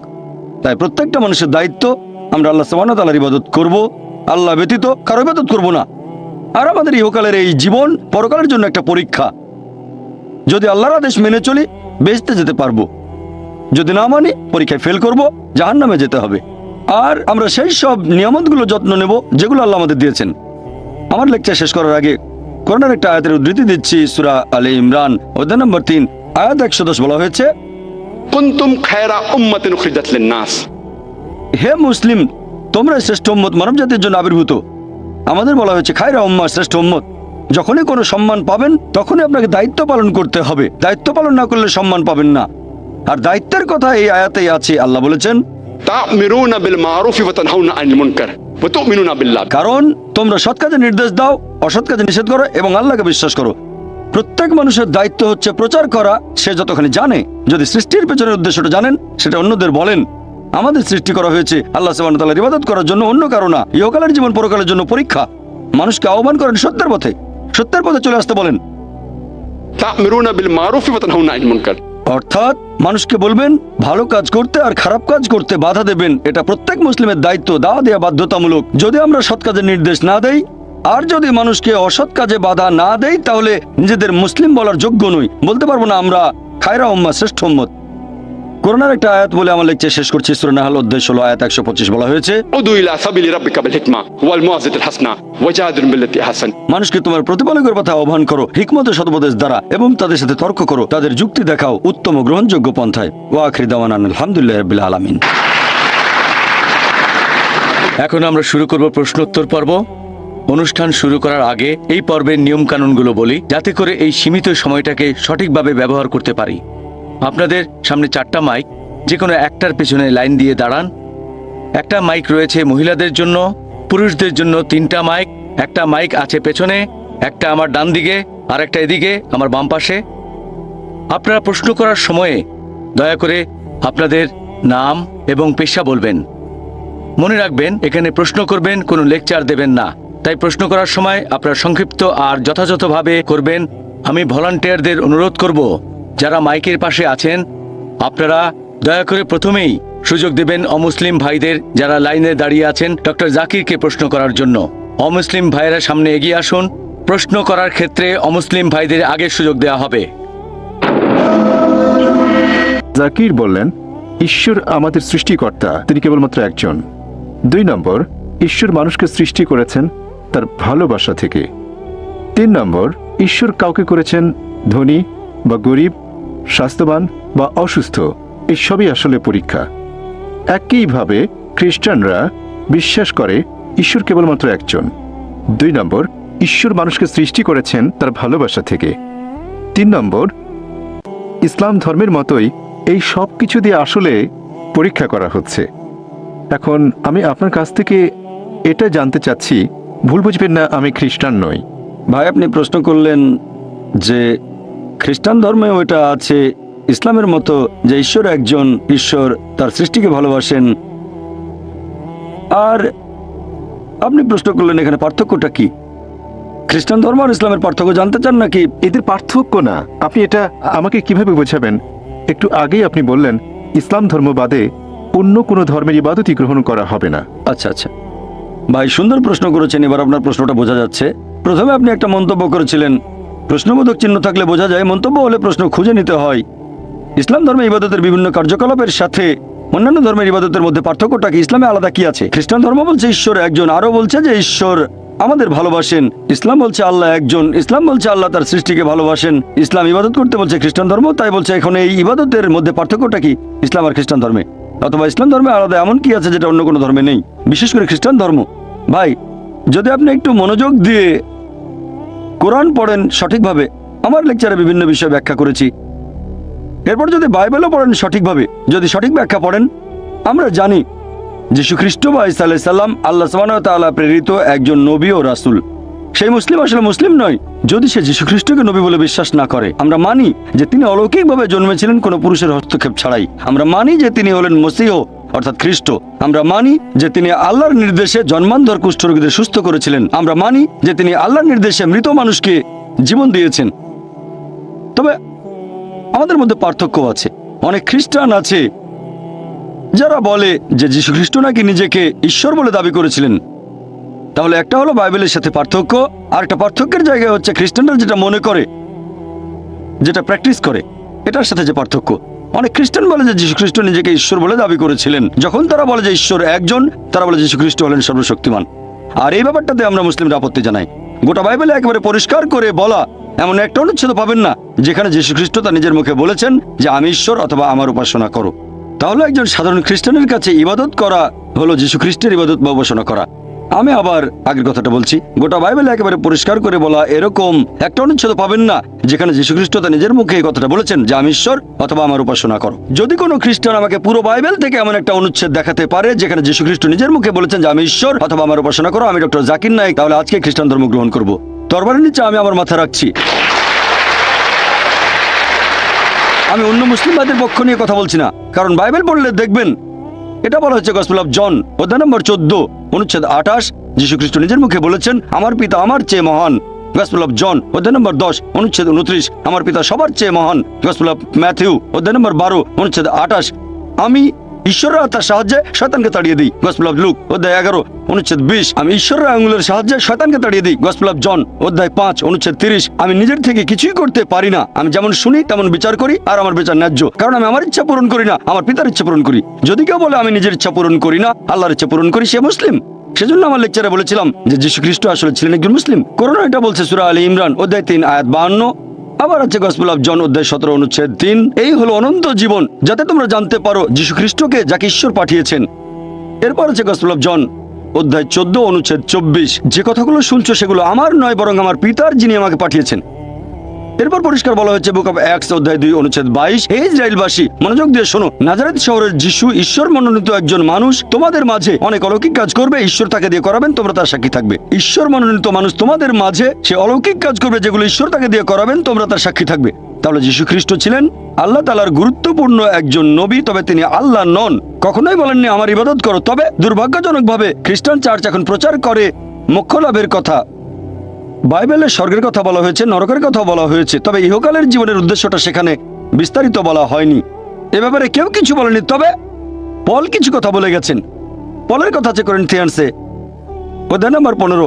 পল বলছেন 1 করিন্থিয়ান অধ্যায় 15, যদি যীশু খ্রিস্ট আমাদের পাপের ভার বহন করে মৃত্যুবরণ না করেন, আমাদের বিশ্বাস তাহলে ভিত্তিহীন, আমাদের সবকিছু ভিত্তিহীন। তার মানে যীশু খ্রিস্ট আমাদের পাপের বোঝা নিয়ে মৃত্যুবরণ করেছেন পলের কথা অনুযায়ী।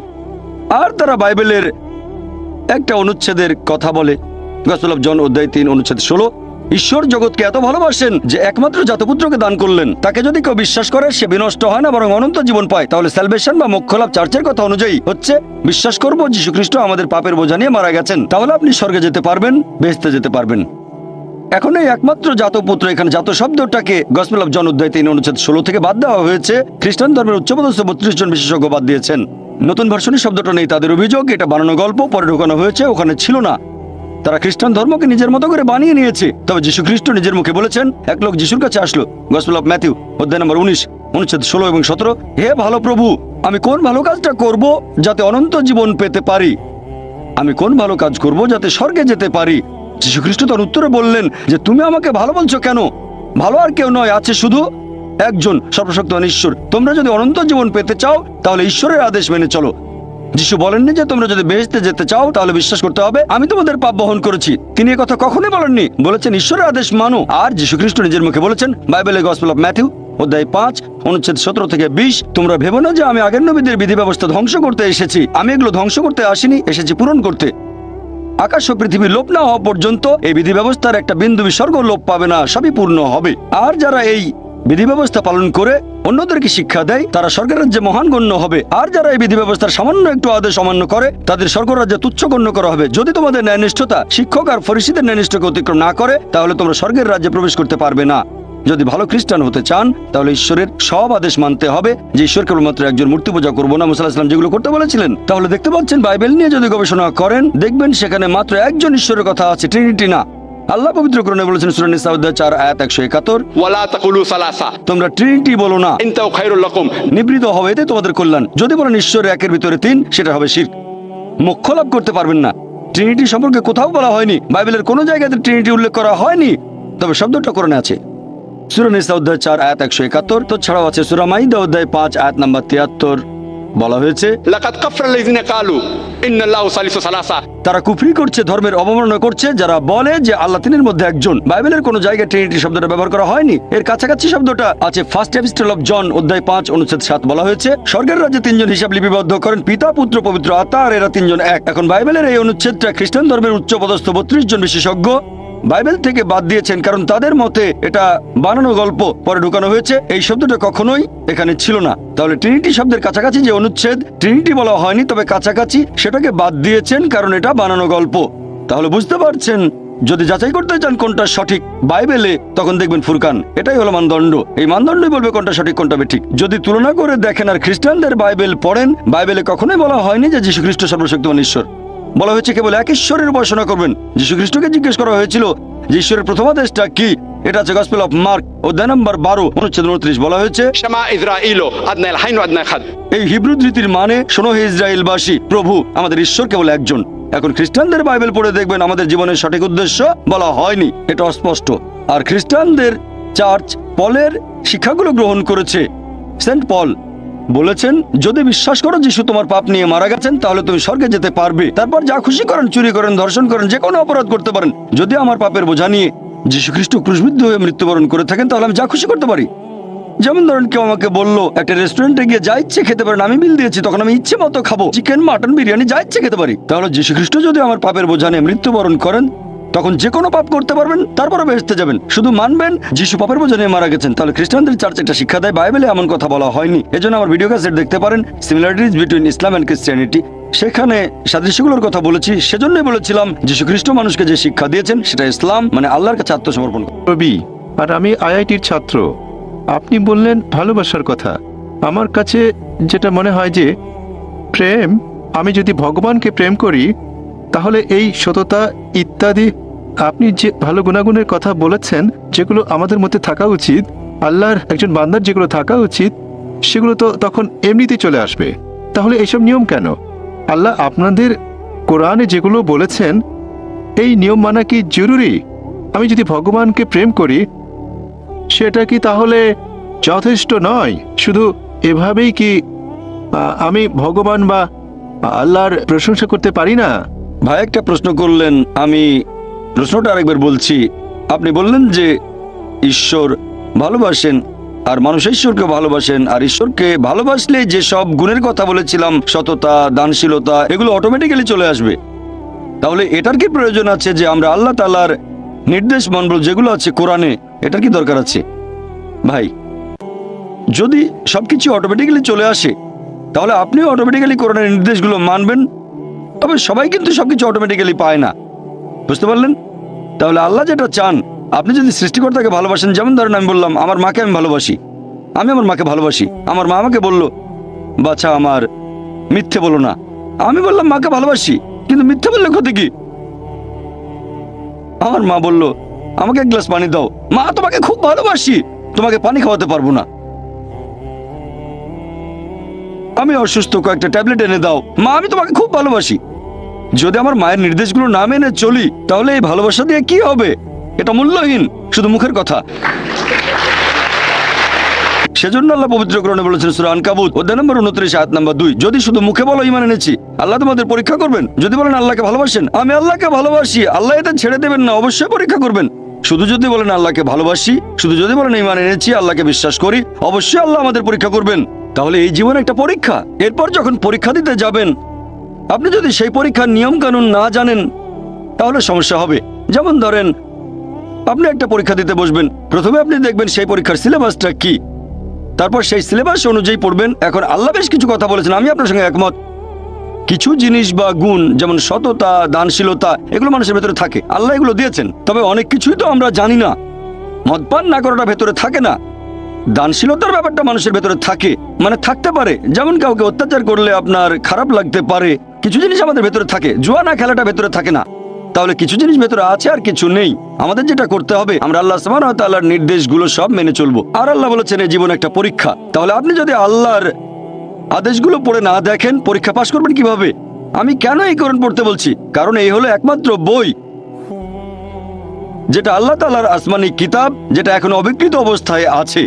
স্যার উইলিয়াম মেয়র কথা অনুযায়ী, যিনি ইসলামের একজন কড়া সমালোচক, তিনিও লিখতে বাধ্য হয়েছেন মানে তার সামনে অপশন ছিল না। পৃথিবীতে আর কোনো ধর্মগ্রন্থ নেই পবিত্র কোরআনের মতো যেটা 1200 বছর ধরে অবিকৃত অবস্থায় আছে। তিনি এটা বলেছেন 200 বছর আগে। ইসলামের সমালোচক হয়েও তার কোনো অপশন ছিল না, মিথ্যে বলতে পারেননি, তাই এটা লিখেছেন। আপনারা যদি আল্লাহ সুবহানাহু ওয়া তাআলার সবগুলো আসমানি কিতাব একটু ভালো করে দেখেন, আল্লাহ অনেক ওহী পাঠিয়েছেন। আমরা এরকম 4টার নাম জানি: তাওরাত, জাবুর, ইনজিল আর কোরআন। তাওরাত হলো সেই আসমানি কিতাব যেটা নাজিল হয়েছিল মুসা আলাইহিস সালামের উপর। জাবুর হলো সেই আসমানি কিতাব যেটা নাজিল হয়েছিল দাউদ আলাইহিস সালামের উপর। ইনজিল হলো সেই আসমানি কিতাব যেটা নাজিল হয়েছিল যিশু আলাইহিস সালামের উপর। আর কোরআন হলো সেই আসমানি কিতাব যেটা নাজিল হয়েছিল সর্বশেষ চূড়ান্ত নবী মুহাম্মদ সাল্লাল্লাহু আলাইহি সাল্লামের উপর। আর আল্লাহ পবিত্র কোরআনে বলেছেন সূরা রদ অধ্যায় 13 আয়াত নম্বর 38, আমি প্রত্যেক যুগে ওহী প্রেরণ করেছি। অনেক আসমানি কিতাব নাজিল হয়েছে, সময়ের সাথে সাথে সেগুলো বিকৃত হয়ে গেছে। একমাত্র যে আসমানি কিতাব এখন অবিকৃত অবস্থায় আছে সেটা পবিত্র কোরআন। সেজন্য আমি বলেছি, যদি আল্লাহর সত্যিকারের আদেশগুলো মেনে চলতে চান তাহলে কোরআন পড়েন। আর আপনি যদি হিন্দু হন, জিজ্ঞেস করতে পারেন এটা কিভাবে প্রমাণ করবেন। সেজন্য আমার লেকচার শুনবেন, অনুষ্ঠিত হবে 18 জানুয়ারি রবিবার, সিমিলারিটিজ বিটুইন হিন্দুইজম অ্যান্ড ইসলাম। মাইকে। আমার নাম প্রসন্ন, এমবিবিএস এর ছাত্র। স্যার, আপনি বললেন যে প্রয়োজন ছাড়া পশু হত্যা করা ঠিক না, টার্গেট প্র্যাকটিস বা শিকারের জন্য। বর্তমানে পৃথিবীতে একজন মানুষ ভেজিটেরিয়ান হয়েও সুস্থভাবে আর সুন্দরভাবে থাকতে পারে। তাহলে শুধুমাত্র খেতে সুস্বাদু বলে এই পশুদের হত্যা করা আপনার মতে সঠিক না ভুল? ভাই প্রসন্ন খুব সুন্দর প্রশ্ন করেছেন, আর টপিকের সাথে খুবই প্রাসঙ্গিক। আমি আমার লেকচারে বলেছি পশু পাখি হত্যা করা উচিত না, তারা আল্লাহর সৃষ্টি, যদি না খাওয়ার প্রয়োজন হয়। টার্গেট প্র্যাকটিস করবেন না। তাহলে মুসলিমরা কেন পশু হত্যা করে? ভেজ খেয়ে সুস্থ থাকতে পারে আপনার মতে, এমবিবিএস এর একজন ছাত্র। তাহলে শুধু ভালো স্বাদের জন্য কেন প্রাণী হত্যা? ভাই 1 নম্বর পয়েন্ট, একজন মুসলিম পুরো ভেজিটেরিয়ান হয়েও খুব ভালো মুসলিম হতে পারে। কোরআনের কোনো আয়াত বা কোনো হাদিস বলছে না যে এটা বাধ্যতামূলক, এটা ফরজ ননভেজ খাওয়া, পশুর মাংস। ভেজিটেরিয়ান হয়েও আপনি খুব ভালো মুসলিম হতে পারেন। তবে আল্লাহ সুবহানাহু ওয়া তাআলা পবিত্র কোরআনে বলেছেন সূরা মাইদা অধ্যায় নম্বর 5 আয়াত নম্বর 1, তোমাদের জন্য খাদ্য সব চতুষ্পদ প্রাণী যেগুলো তোমাদের জন্য হালাল, সেই সব চতুষ্পদ তোমাদের জন্য হালাল, উল্লেখিত পশুগুলো বাদে। আল্লাহ বলেছেন সূরা নাহাল অধ্যায় নম্বর 16 আয়াত নম্বর 5 যে আল্লাহ তোমাদের জন্য চতুষ্পদ জন্তু সৃষ্টি করেছেন যাতে তোমরা তাদের মাংস খেতে পারো। পবিত্র কোরআনে সূরা মুমিনুন অধ্যায় 23 আয়াত 21 যে নিশ্চয়ই গবাদি পশু তোমাদের জন্য একটি নিদর্শন, কারণ তাদের শরীরের ভেতর থেকে তোমাদের জন্য দুধ উৎপাদন করি, এতে তোমাদের জন্য উপকারিতা আছে, আর এদের মাংস তোমরা খেতে পারো। সৃষ্টিকর্তা আল্লাহ সুবহানাহু ওয়া তাআলা আমাদের অনুমতি দিয়েছেন এই মাংস আমরা খেতে পারবো, তাহলে আমরা কেন খাবো না? এবার আপনার যুক্তিটাতে আসি যে এই গবাদি পশুর মাংস, আপনি তো এমবিবিএস এর ছাত্র, আমিও মেডিকেল ডাক্তার, এমবিবিএস পাস করেছি। এমবিবিএস এর ছাত্র হিসেবে এটা হয়তো পড়েছেন, আমি জানি না, ফার্স্ট ইয়ারে পড়ে থাকতে পারেন আপনি, যে কিছু অ্যামিনো অ্যাসিড আমাদের শরীরে সংশ্লেষিত হয় না, এগুলোকে বলা হয় এসেনশিয়াল অ্যামিনো অ্যাসিড। এরকম 8টা অ্যামিনো অ্যাসিড, এখন এই 8টা অ্যামিনো অ্যাসিড খাবারের মাধ্যমে সরবরাহ করা হয়। খাবারের মাধ্যমে সরবরাহ করা না হলে শরীরে ক্ষতি হতে পারে। পৃথিবীর কোনো ভেজিটেবলে আপনি এই 8টা অ্যামিনো অ্যাসিডের সবগুলো পাবেন না, এরকম নেই। একমাত্র যে খাবার এই 8টা অ্যামিনো অ্যাসিডের সবগুলো সরবরাহ করে থাকে সেটা হচ্ছে মাংস, মাছ, মাংস জাতীয় খাবার। মাংস জাতীয় খাবারে থাকে প্রচুর প্রোটিন, অনেক ভিটামিন, প্রচুর আয়রন থাকে, এটা স্বাস্থ্যকর। তবে আমি জানি যে আপনি ননভেজ খাবার না খেয়েও স্বাস্থ্যবান থাকতে পারবেন, অবশ্যই এটা সম্ভব। আপনি সুষম খাদ্য খেলেন, নিয়মিত চেক আপ করালেন ইত্যাদি, সম্ভব বলছি না স্বাস্থ্যবান হতে পারবেন না। তবে খাবারটা যখন স্বাস্থ্যকর তখন খাবেন না কেন? অনেকে এখানে কারণ দেখায় যে আমরা পশুদের কষ্ট দিচ্ছি, এ ব্যাপারে পরে বলছি। এখন আপনি যদি তৃণভোজী প্রাণীদের দাঁতগুলো দেখেন, গরু, ছাগল, ভেড়া, তাদের দাঁতগুলো সমান, তারা শুধু শাকসবজি খায়, কখনো মাংস জাতীয় খাবার খাবে না।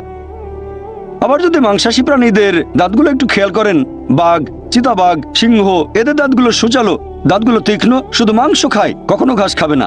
এখন যদি মানুষের দাঁতগুলো দেখেন, আয়নার সামনে দাঁড়ালে দেখতে পাবেন, আমিও দাঁড়ালে দেখতে পাবো যে আল্লাহ তাআলা আমাদের সমান দাঁত এবং সুচালো দাঁত দুটোই দিয়েছেন। যদি আল্লাহ তাআলা, যদি সৃষ্টিকর্তা চাইতেন আমরা শুধু ভেজ খাবার খাবো, তাহলে এই সুচালো দাঁত দিলেন কেন? এখন আপনি মেডিকেল ছাত্র, সুচালো দাঁত মাংস খাওয়ার জন্য? এতেই প্রমাণ হয় আল্লাহ এটা দিয়েছেন নন ভেজ খাবার খাওয়ার জন্য। এছাড়াও তৃণভোজী প্রাণীদের যে পরিপাকতন্ত্র, যেমন গরু, ছাগল, ভেড়া, মাংস হজম করতে পারে না, শুধু শাকসবজি হজম করতে পারে। এরপর মাংসাশী প্রাণীদের পরিপাকতন্ত্র, বাঘ, চিতাবাঘ, সিংহ শুধু মাংস হজম করতে পারে, শাকসবজি হজম করতে পারে না। তবে আমাদের মানুষদের যে পরিপাকতন্ত্র, আপনি মেডিকেল ছাত্র তাই জানেন, আমরা ভেজ নন ভেজ দুটোই হজম করতে পারি, ভেজিটেবল মাংস দুটোই হজম করতে পারি, মাংস হজম হয়। যদি আল্লাহ চাইতেন আমরা শুধু ভেজ খাবারই খাবো, তাহলে দুটোই হজম করতে পারা পরিপাকতন্ত্র কেন আমাদের দিলেন? দিয়েছেন এগুলো খাওয়ার জন্য। এবার আপনার প্রশ্নটা, অনেকের মধ্যে ভুল ধারণা আছে, হিন্দুদের অনেকেই ভাবে যে হিন্দু ধর্মগ্রন্থ ননভেজ খাবার খাওয়ার অনুমতি দেয় না। কোরআনের উদ্ধৃতি দিয়েছি, যদি আপনি হিন্দু ধর্মগ্রন্থ পড়েন, যদি পড়েন মনুস্মৃতি অধ্যায় নম্বর 5, মনুস্মৃতি অধ্যায় 5 অনুচ্ছেদ 30 এবং 31, বলা হয়েছে যে তুমি যদি কোনো পশুর মাংস খাও যেটার মাংস খাওয়ার জন্য, তাহলে কোনো পাপ করছো না, কারণ সর্বশক্তিমান ঈশ্বর কিছু পশুকে করেছেন খাদক এবং কিছুকে খাদ্য। মনুস্মৃতি অধ্যায় 5 অনুচ্ছেদ 31, যে তুমি যদি কোনো পশুকে বলি দাও, পশু উৎসর্গ করো, তুমি কোনো পাপ করছো না। মনুস্মৃতি অধ্যায় 5 অনুচ্ছেদ 39-40 বলা হয়েছে যে সর্বশক্তিমান ঈশ্বর কিছু পশুকে বানিয়েছেন উৎসর্গ করার জন্য, তাই উৎসর্গ করা পশুকে বলি দিলে হত্যা করা হবে না। মনুস্মৃতি অধ্যায় 5 অনুচ্ছেদ 41-42 বলছে যে একজন ব্রাহ্মণ যার জ্ঞান আছে আর যে সজ্ঞানে কোনো পশুকে উৎসর্গ করে, তাহলে সেই পশু স্বর্গে যাবে আর সেই ব্রাহ্মণও স্বর্গে যাবে। এরপর আছে ঋগ্বেদে গ্রন্থ নম্বর 10 অনুচ্ছেদ 27 পরিচ্ছেদ 2, এক লোক বলছে আমি যুদ্ধ করতে যাচ্ছি, আমি ফিরে আসলে বড় একটা ষাঁড় প্রস্তুত রেখো। এরপর ঋগ্বেদ গ্রন্থ নম্বর 10 অনুচ্ছেদ 28 পরিচ্ছেদ 4 বলা হয়েছে যে ইন্দ্র, তিনি বলছেন আমার খাওয়ার জন্য ষাঁড় প্রস্তুত রেখো, ষাঁড়ের মাংস খাবে।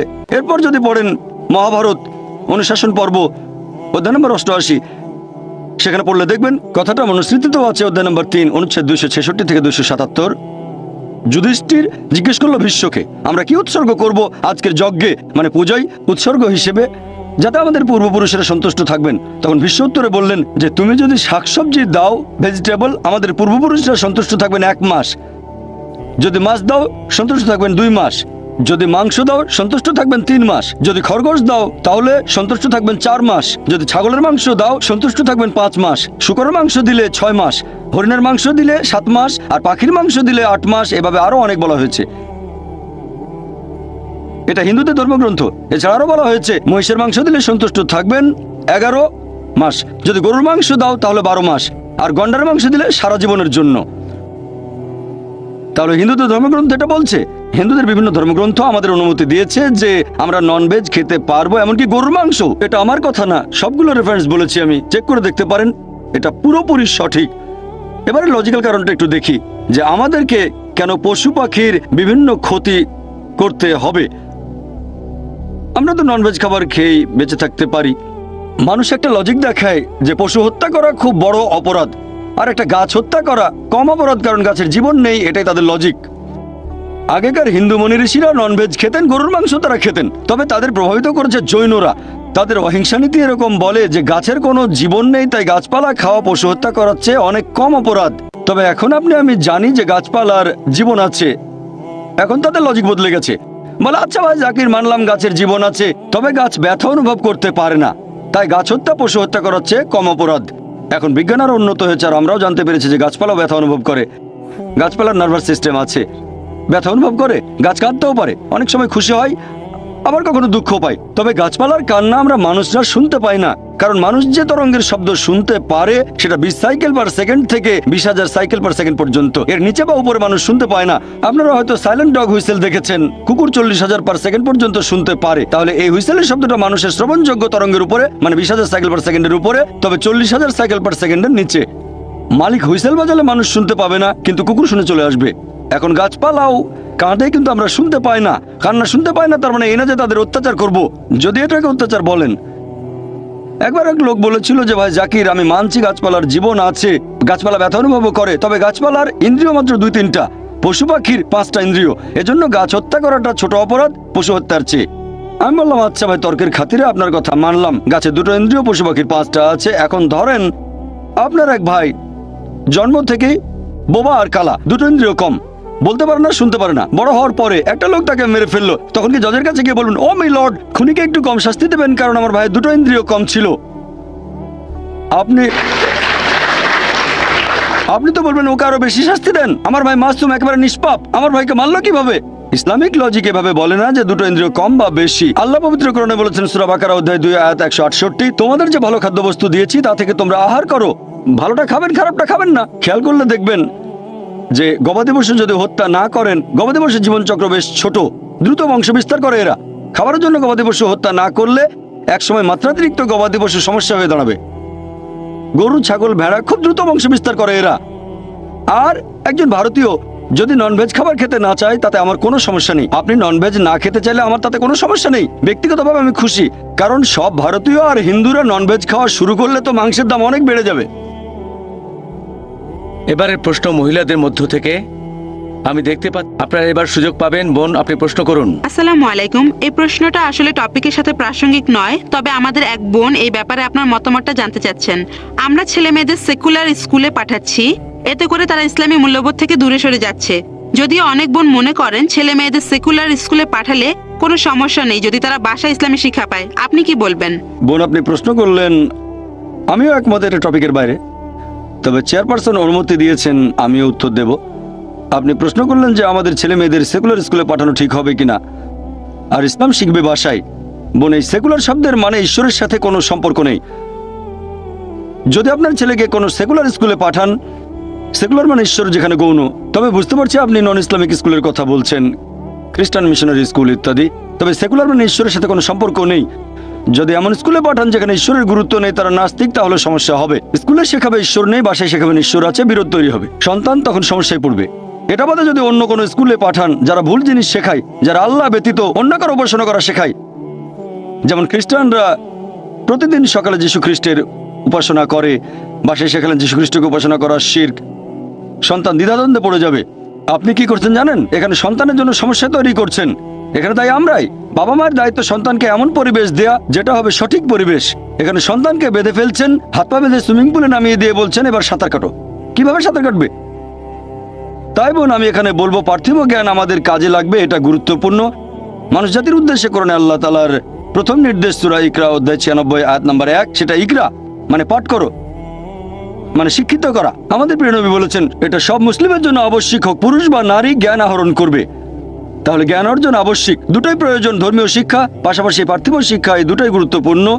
তবে সাবধান থাকবেন পার্থিব শিক্ষা গ্রহণ করার সময় ধর্মীয় শিক্ষা যেন পিছিয়ে না পড়ে, আর এখানে দুটোই থাকতে হবে। ভালো হয় সন্তানকে এমন স্কুলে পাঠান যেখানকার শিক্ষার সাথে বিরোধ নেই আল্লাহ সুবহানাহু ওয়া তাআলার নির্দেশের। তবে সবচেয়ে ভালো যে স্কুলে 2 ধরনের শিক্ষাই দেয়া হয়। চিন্তা করেন, এমন স্কুলে পাঠালেন যেখানে পড়ানো হয় ডারউইনের থিওরি, যে মানুষ বান্দর থেকে এসেছে। আল্লাহ বলেছেন আমরা এসেছি আদম এবং হাওয়া থেকে। সন্তান দ্বিধাদ্বন্দ্বে পড়ে যাবে, কতগুলো দ্বিধা দূর করতে পারবেন? সবচেয়ে ভালো ইসলামিক স্কুল, কিন্তু দুর্ভাগ্যজনকভাবে আমাদের ইসলামিক স্কুলের সংখ্যা অনেক কম। তবে আলহামদুলিল্লাহ সুম্মা আলহামদুলিল্লাহ, এখন ভারত সহ পুরো পৃথিবী জুড়েই অনেক ইসলামিক স্কুল গড়ে উঠেছে। কিছু স্কুল ভালো মানের, কিছু মাঝারি মানের, আবার কিছু নিচু মানেরও আছে। এখন আমাদের উচিত তাদের সাহায্য করা যারা এরকম স্কুল চালু করছে। আলহামদুলিল্লাহ, আমাদের Islamic research foundation IRF educational trust 3 বছর আগে একটা স্কুল চালু করেছে বোম্বেতে। এটার নাম ইসলামিক ইন্টারন্যাশনাল স্কুল। আমরা চেষ্টা করি সন্তানদের সেই শিক্ষা দিতে যেটা আমরা পাইনি ছোটবেলায়, আমাদের যেটা ঘাটতি ছিল। এই স্কুল শুরু করেছি, আর ইনশাআল্লাহ এখানে ফর্মাল শিক্ষার পাশাপাশি এটাকে আমি সেকুলার বলবো না। অঙ্ক সাবজেক্ট সেকুলার না, বিজ্ঞান সেকুলার না, আমি এটাকে বলি ফর্মাল শিক্ষা, কারণ বিজ্ঞান একটা ইসলামিক সাবজেক্ট আমার মতে, অঙ্ক ইসলামিক সাবজেক্ট। বিখ্যাত অনেক গণিতজ্ঞ মুসলিম, বিখ্যাত অনেক বিজ্ঞানী মুসলিম, তাই আমি বিজ্ঞানকে সেকুলার শিক্ষা বলবো না। আমি এটাকে অমুসলিমদের কাছে বলবো ফর্মাল শিক্ষা, মুসলিমদের কাছে বলবো এটা ইসলামিক সাবজেক্ট। তবে সঠিকভাবে শেখাতে হবে, বৈজ্ঞানিক ফ্যাক্ট, কোনো অনুমান বা থিওরি না, যেমন ডারউইনের থিওরি ইত্যাদি। তাহলে আমাদের সন্তানদের সঠিক পরিবেশ দেওয়াটা গুরুত্বপূর্ণ। খেয়াল রাখবেন যেন সঠিক শিক্ষা পায়, এটাই সবচেয়ে ভালো। যদি এমন কোন স্কুলে সন্তানকে পাঠান যারা ভুল জিনিস শিক্ষা দেয়, তারপর আপনি আবার বাসায় তাকে আল্লাহ সুবহানাহু ওয়া তাআলা সম্পর্কে বললেন, ধর্ম সম্পর্কে বললেন, বোন এটা আগুন নিয়ে খেলা, আমি বলবো কোনো ইসলামিক স্কুলে দেন, আশা করি উত্তরটা। আজকে এখানে আসতে পেরে খুব ভালো লাগছে, যদিও আমি একজন অমুসলিম। পবিত্র বাইবেলের ওল্ড টেস্টামেন্টে একথা বলা আছে যে ঈশ্বর রাত এবং দিন সৃষ্টি করলেন একেবারে প্রথম দিনে। তারপরে ঈশ্বর সৃষ্টি করলেন সূর্য এবং চাঁদ। সূর্য যদি না থাকে তাহলে দিন আর রাত কিভাবে আসবে? একইভাবে পবিত্র কোরআনে বলা হয়েছে যে সূর্য পৃথিবীর চারপাশে ঘুরে। এটা আছে 21 অধ্যায়ের 22 নম্বর আয়াতে। কোরআনে যে ঈশ্বর বিশ্বজগৎকে নিয়ন্ত্রণ করে, আমার সন্দেহ হচ্ছে ঈশ্বর কি বিশ্বজগৎ সৃষ্টির সময় কোনো রকম ভুল করেছিলেন? আর আমার মতে পবিত্র বাইবেল আর কোরআনের এই কথাগুলো আধুনিক বিজ্ঞানের বিরুদ্ধে। একটু ব্যাখ্যা করেন ভাই, আপনার নামটা বলবেন, আর কোরআনের ব্যাপারে যেটা বললেন আমি ঠিক মতো শুনতে পাইনি। প্রথমে আপনার নাম, আর কোরআন যে কথাটা বলছে যে সূর্য, কোরআনের সূরা নম্বর 6 6 নম্বর সূরা কি সূর্য প্রদক্ষিণ করে? আপনি বললেন 21-22 অধ্যায় 21 আয়াত 22 অধ্যায় নম্বর 21 আয়াত 22 যে সূর্য প্রদক্ষিণ করে। না, সম্ভবত এটা 6 নম্বর সূরাতে। আচ্ছা, তবে 21 নম্বর অধ্যায়ের 22 নম্বর আয়াত বলছে ঈশ্বর বিশ্বজগৎ নিয়ন্ত্রণ করেন। হ্যাঁ, আপনার মতে এটা বিজ্ঞানের বিপক্ষে যায়। হ্যাঁ ভাই, আপনি প্রশ্ন করলেন, বললেন যে খ্রিস্টানদের বাইবেল পড়েছেন আর বাইবেলের কয়েকটা অনুচ্ছেদ উল্লেখ করলেন। এরপর কোরআনের ব্যাপারে রেফারেন্সটা আপনি বলেননি। বললেন বাইবেলে আছে ঈশ্বর প্রথম দিনে সৃষ্টি করলেন দিবস এবং রাত্রি। আপনি যেটা বলেছেন সেটা আছে বাইবেলের প্রথম বইতে, বুক অফ জেনেসিস অধ্যায় 1 অনুচ্ছেদ 3। হ্যাঁ, বলা হয়েছে সর্বশক্তিমান ঈশ্বর দিবস এবং রাত্রি সৃষ্টি করেছেন একেবারে প্রথম দিনে। এরপর আপনারা আরো দেখবেন জেনেসিস অধ্যায় 1 অনুচ্ছেদ নাম্বার 13 থেকে 19 বলা হয়েছে যে ঈশ্বর সূর্য সৃষ্টি করেছেন চতুর্থ দিনে। আমি রেফারেন্সগুলো বলছি। এটা কি বিজ্ঞানের বিপক্ষে যায় না? আমি আপনার সঙ্গে একমত, এটা বিজ্ঞানের বিরুদ্ধে। আমি একটা ডিবেট করেছিলাম ডক্টর উইলিয়াম ক্যাম্বেলের সাথে আমেরিকায়। ডক্টর উইলিয়াম ক্যাম্বেল একজন মিশনারি আর মেডিকেল ডাক্তার, কোরআনের বিরুদ্ধে বই লিখে ডক্টরেট ডিগ্রি পেয়েছেন। আর সেই ডিবেটের টপিক কোরআন, বাইবেল অ্যান্ড মডার্ন সায়েন্স। সেখানে আমি এই প্রশ্নটা করেছিলাম, তিনি উত্তর দিতে পারেননি। তাই আমি একমত যে বাইবেলের বেশ কিছু সমস্যা আছে। এবার প্রশ্নের দ্বিতীয় অংশ, যে পবিত্র কোরআন বলছে সর্বশক্তিমান ঈশ্বর এই মহাবিশ্বকে নিয়ন্ত্রণ করেন। বাইবেলের ব্যাপারে বললে আমিও মানব যে বাইবেল প্রতিষ্ঠিত বৈজ্ঞানিক সত্যের বিরুদ্ধে। আপনি প্রশ্ন করলেন পবিত্র কোরআন বলছে আল্লাহ তাআলা এই মহাবিশ্বকে নিয়ন্ত্রণ করেন, সূর্য প্রদক্ষিণ করে, এটা আপনি বলেননি। সূর্য প্রদক্ষিণ করে। আমি এরকমই শুনেছিলাম, সেজন্য প্রশ্নটা আবার বলতে বলেছি। আপনি বলছেন না কেন? আমি শুনেছিলাম। আপনি এখানে রেফারেন্স দিলেন অধ্যায় 21 আয়াত 22, রেফারেন্সটা ভুল। সঠিকটা হচ্ছে, স্যার হ্যাঁ আমি এক বলছি মিনিট। সঠিকটা সূরা আম্বিয়া অধ্যায় 21 আয়াত 33, আয়াত নাম্বার 22 না, আয়াত 33। এই যে কোরআন, আমি কথা বলছি মেমোরি থেকে, তবে আমি কম্পিউটার নই। না স্যার, আপনি আবার প্রশ্ন করবেন? আমি উত্তরটা বলছি ভাই, আমার কথা শেষ হওয়ার পরে আপনি যত খুশি প্রশ্ন করতে পারেন, কোনো সমস্যা নেই। আপনি প্রশ্ন করেছেন, আমাকে উত্তরটা দিতে দেন। উত্তর শেষ হওয়ার পরে আমাকে আপনি আরো 20টা প্রশ্ন করবেন। যখন প্রশ্ন করেছিলেন আমি মনোযোগ দিয়ে শুনেছিলাম। এখন আমার উত্তরটা শোনেন, আর উত্তরের শেষে আপনি যত খুশি প্রশ্ন করতে পারেন। আপনাকে অনেক সময় দেবো, যদি চেয়ারম্যান রাজি না হন তাহলে অনুরোধ করবো আরেকটু সময় দিতে। আপনি খুশি মনে এখানে এসেছেন, আমরাও খুশি এখানে আপনি এসেছেন।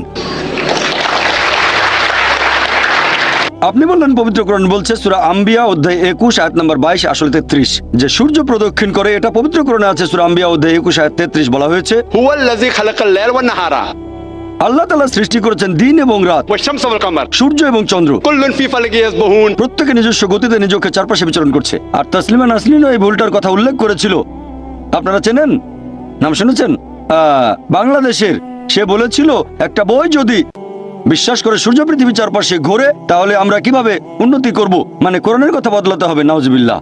আসলে তাকে দৃষ্টিভঙ্গি বদলে সঠিকভাবে কোরআন পড়তে হবে। পবিত্র কোরআন বলছে হুয়াল্লাযী খালাকাল লাইলা ওয়ান নাহারা আল্লাহ তাআলা সৃষ্টি করেছেন রাত এবং দিন, ওয়াশ-শামসা ওয়াল কামার সূর্য এবং চন্দ্র। কুল্লুন ফি ফালাকি ইয়াসবাহুন। প্রত্যেকে নিজ গতিতে নিজ কক্ষপথে বিচরণ করছে। কোরআনের কোথাও বলা হয়নি যে সূর্য পৃথিবীর চারপাশে প্রদক্ষিণ করছে, কোথাও বলা হয়নি এটা। পবিত্র কোরআন এখানে বলছে সূর্য এবং চাঁদ প্রদক্ষিণ করে আবর্তিত হয়, কোথাও বলা হয়নি পৃথিবীর চারপাশে। এই আয়াতে পৃথিবীর শব্দটা কোথাও নেই। বলা হয়েছে হুয়াল্লাযী খালাকাল লাইলা ওয়ান নাহারা আল্লাহ তাআলা সৃষ্টি করেছেন রাত এবং দিন, ওয়াশ-শামসা ওয়াল কামার সূর্য এবং চন্দ্র। কুল্লুন ফি ফালাকি ইয়াসবাহুন। প্রত্যেকে নিজ কক্ষপথে বিচরণ করছে। আমি স্কুলে থাকতে পড়েছিলাম যে সূর্য প্রদক্ষিণ করে, নিজ অক্ষের চারপাশে প্রদক্ষিণ করে না।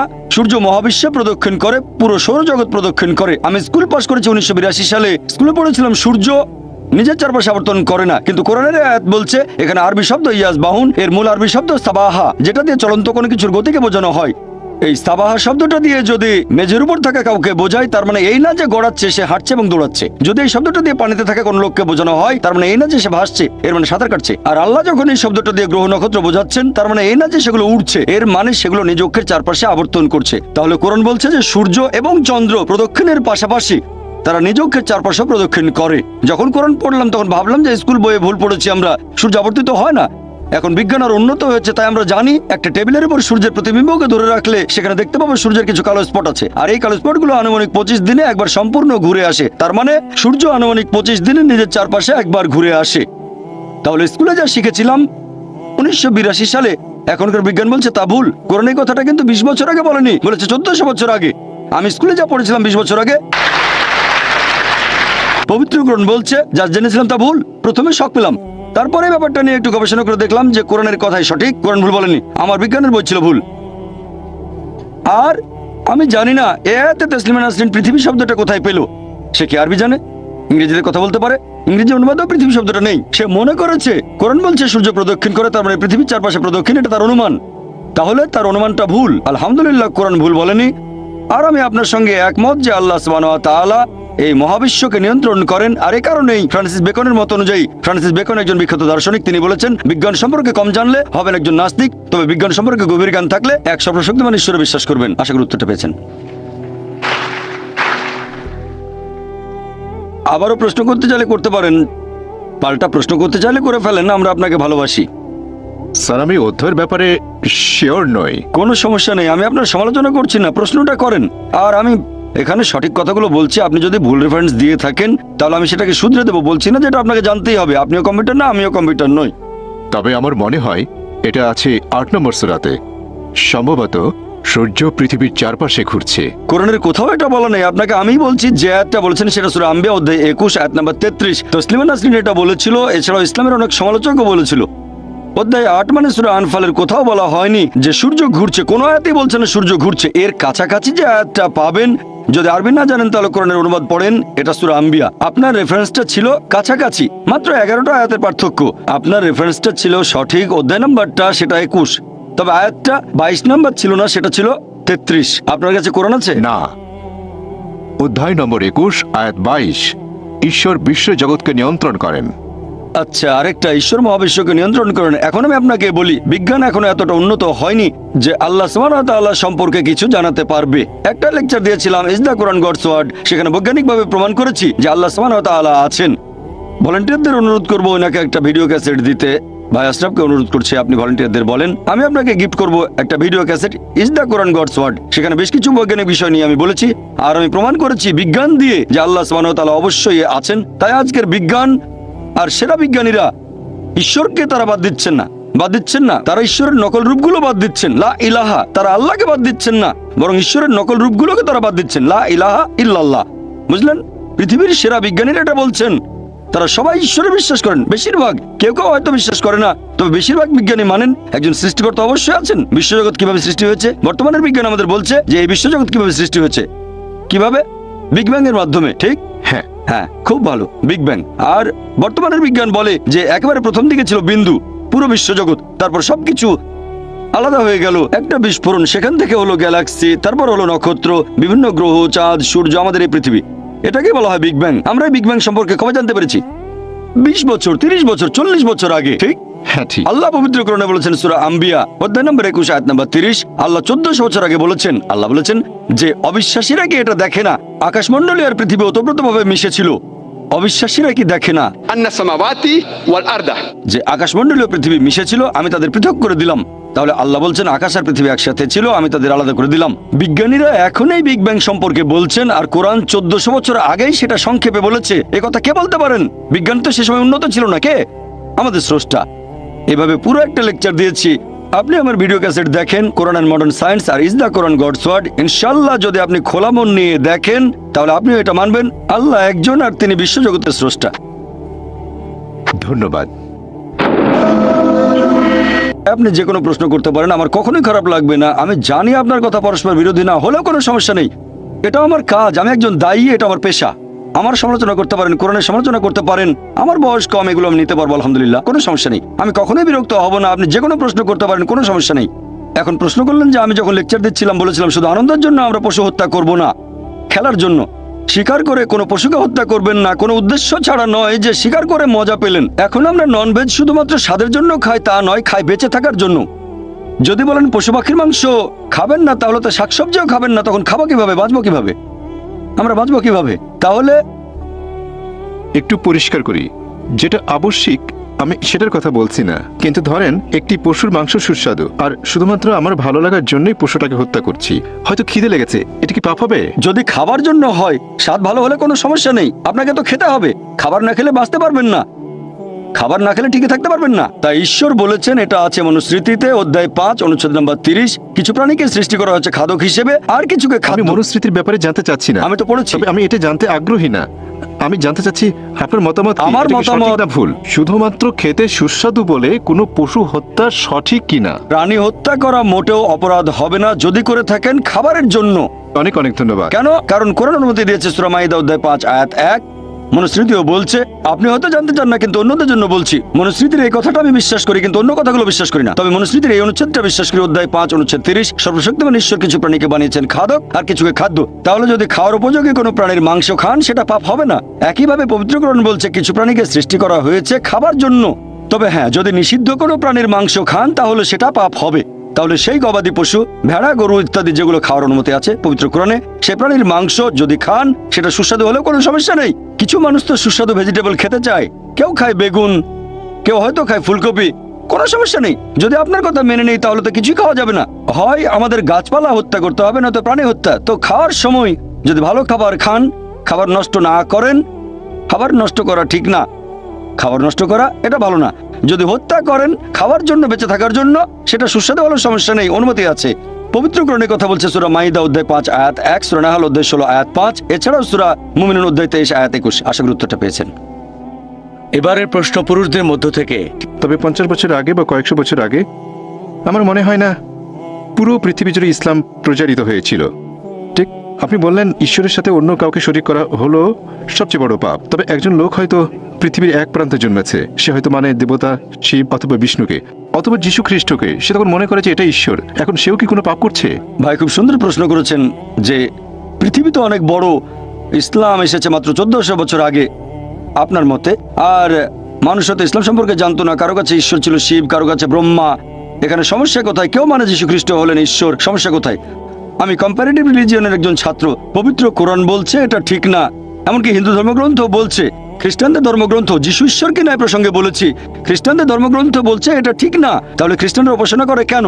আগামীকাল কেউ আপনাকে ঈশ্বর বলবে অথবা আমাকে ঈশ্বর বলবে, সেটা কি মেনে নেব? আসলে যেটা ভুল সেটা তো ভুলই। এখন ব্রহ্মা সম্পর্কে বলি, ঈশ্বরকে যদি ব্রহ্মা বলেন অথবা শিব হলেন ঈশ্বর, আপনারা খেয়াল করলে দেখবেন এই কথাগুলো আছে ঋগ্বেদে। ঋগ্বেদ গ্রন্থ নম্বর 2 অনুচ্ছেদ 1 পরিচ্ছেদ 3, সর্বশক্তিমান ঈশ্বরকে 33টি আলাদা নামে ডাকা হয়েছে শুধুমাত্র ঋগ্বেদে গ্রন্থ 2 অনুচ্ছেদ 1। তার একটা হচ্ছে ব্রহ্মা। ব্রহ্মা অর্থ সৃষ্টিকর্তা। সৃষ্টিকর্তার আরবি করলে হবে খালিক। আমাদের মুসলিমদের কোনো আপত্তি থাকবে না যদি কেউ বলে সর্বশক্তিমান ঈশ্বর খালিক, সৃষ্টিকর্তা বা ব্রহ্মা। কিন্তু কেউ যদি বলে ব্রহ্মা হলেন সর্বশক্তিমান ঈশ্বর যার 4টা মাথা, প্রত্যেক মাথায় একটা মুকুট, আমরা মুসলিমরা এই কথায় প্রবল আপত্তি জানাবো।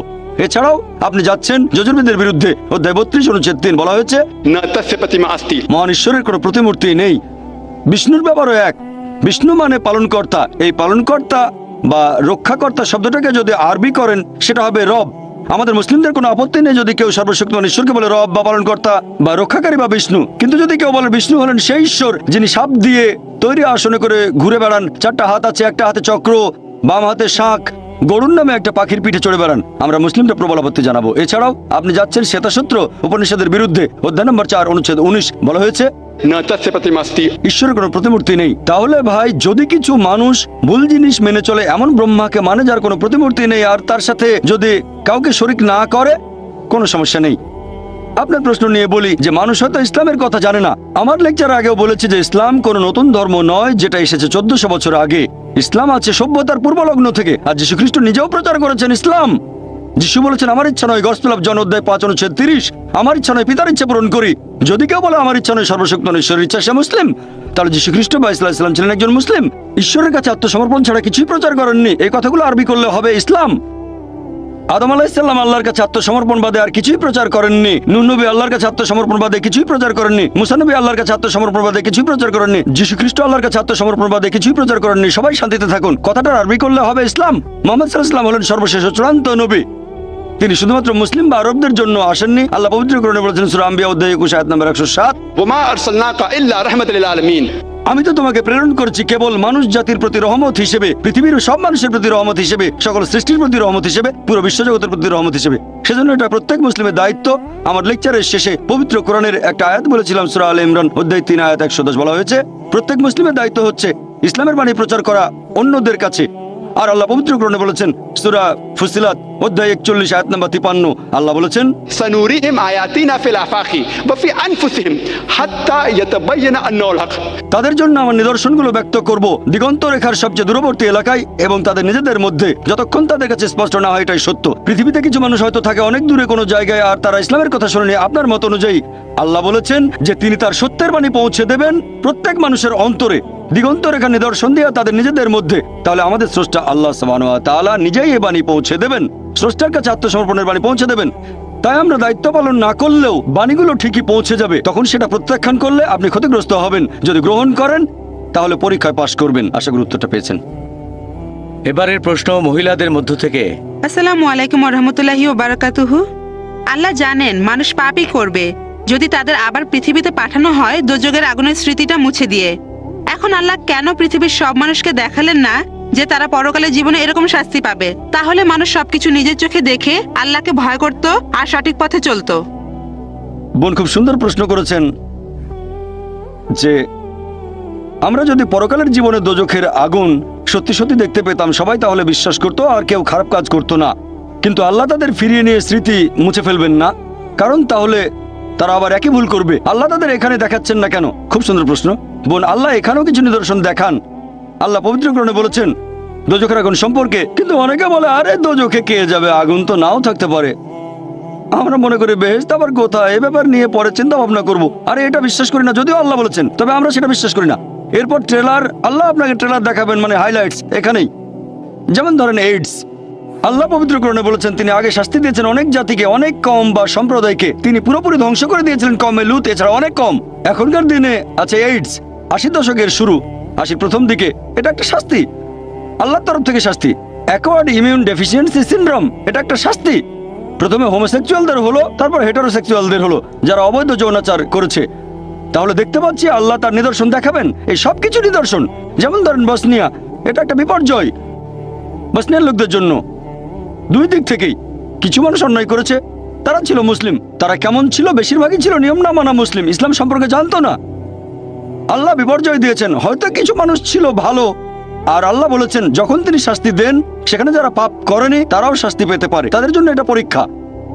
আল্লাহ যখন কাউকে বিপর্যয়ে ফেলেন সেখানে অনেকে হয়তো পাপী নয়, আল্লাহ পবিত্র কোরআনে বলেছেন এমনকি তারাও বিপর্যয়ে পড়তে পারে, তবে তাদের জন্য এটা পরীক্ষা, তাদের জন্য পরীক্ষা। বোন এখন পৃথিবীতে কি ঘটছে দেখেন, কি ঘটছে বসনিয়াতে, তারপর অন্যান্য দেশে দেখেন, ইরাকে কি ঘটছে, এসবই হচ্ছে পরীক্ষা। কিন্তু আমরা এখানে কি করছি? আমরা বলি এটা তো বসনিয়াতে ঘটেছে, ভারতে কিছু হয়নি। ঘটনা ঘটেছে গুজরাটে, মাদ্রাজে কিছুই হয়নি। এই সবই নিদর্শন বোন, আল্লাহ এভাবে ট্রেলার দেখাচ্ছেন। আর আপনারা যদি এই বইটা পড়েন, সর্বশেষ ও চূড়ান্ত আসমানি কিতাব পবিত্র কোরআন, তাহলে জানতে পারবেন তিনি আমাদের স্রষ্টা, একমাত্র তার ইবাদত করা উচিত। আর তিনি আমাদের যা দেন তাতে আমরা বলবো আলহামদুলিল্লাহ। আশা করি উত্তরটা পেয়েছেন। স্যার, আমি জানতে চাচ্ছি, আপনার নাম প্লিজ? মোহাম্মদ ইসাক। কোনো অমুসলিম আছেন মহিলাদের মধ্যে? আচ্ছা ঠিক আছে ভাই, আপনি প্রশ্ন করে যান। পৃথিবী জুড়ে বিশেষ করে মুসলিমরা শাস্তি পাচ্ছে সব জায়গায়, বসনিয়াতে, কাশ্মীরে, ইরাকেও। আপনি আপনার লেকচারে বললেন পৃথিবীতে আমরা মানুষরা শাস্তি পেতে পারি। এখন ব্যাপারটা কি এরকমও হতে পারে যে তারা পৃথিবীতে শাস্তি পাবে আবার আখিরাতেও তারা শাস্তি পেতে পারে? ভাই আপনি প্রশ্ন করলেন যে মুসলিমরা সব জায়গাতে শাস্তি পাচ্ছে, বসনিয়াতে শাস্তি পাচ্ছে, তারপর পৃথিবীর অন্যান্য দেশেও আমরা এখানে শাস্তি পাচ্ছি, আবার আখিরাতেও শাস্তি পাবো। যদি কেউ হয়ে থাকে সত্যিকারের মুসলিম, সত্যিকারের মুসলিম মানে, মুসলিম শব্দের মানে কি আব্দুল্লাহ জাকির সুলতান নয়, মুসলিম মানে আল্লাহর কাছে আত্মসমর্পণ যে করে।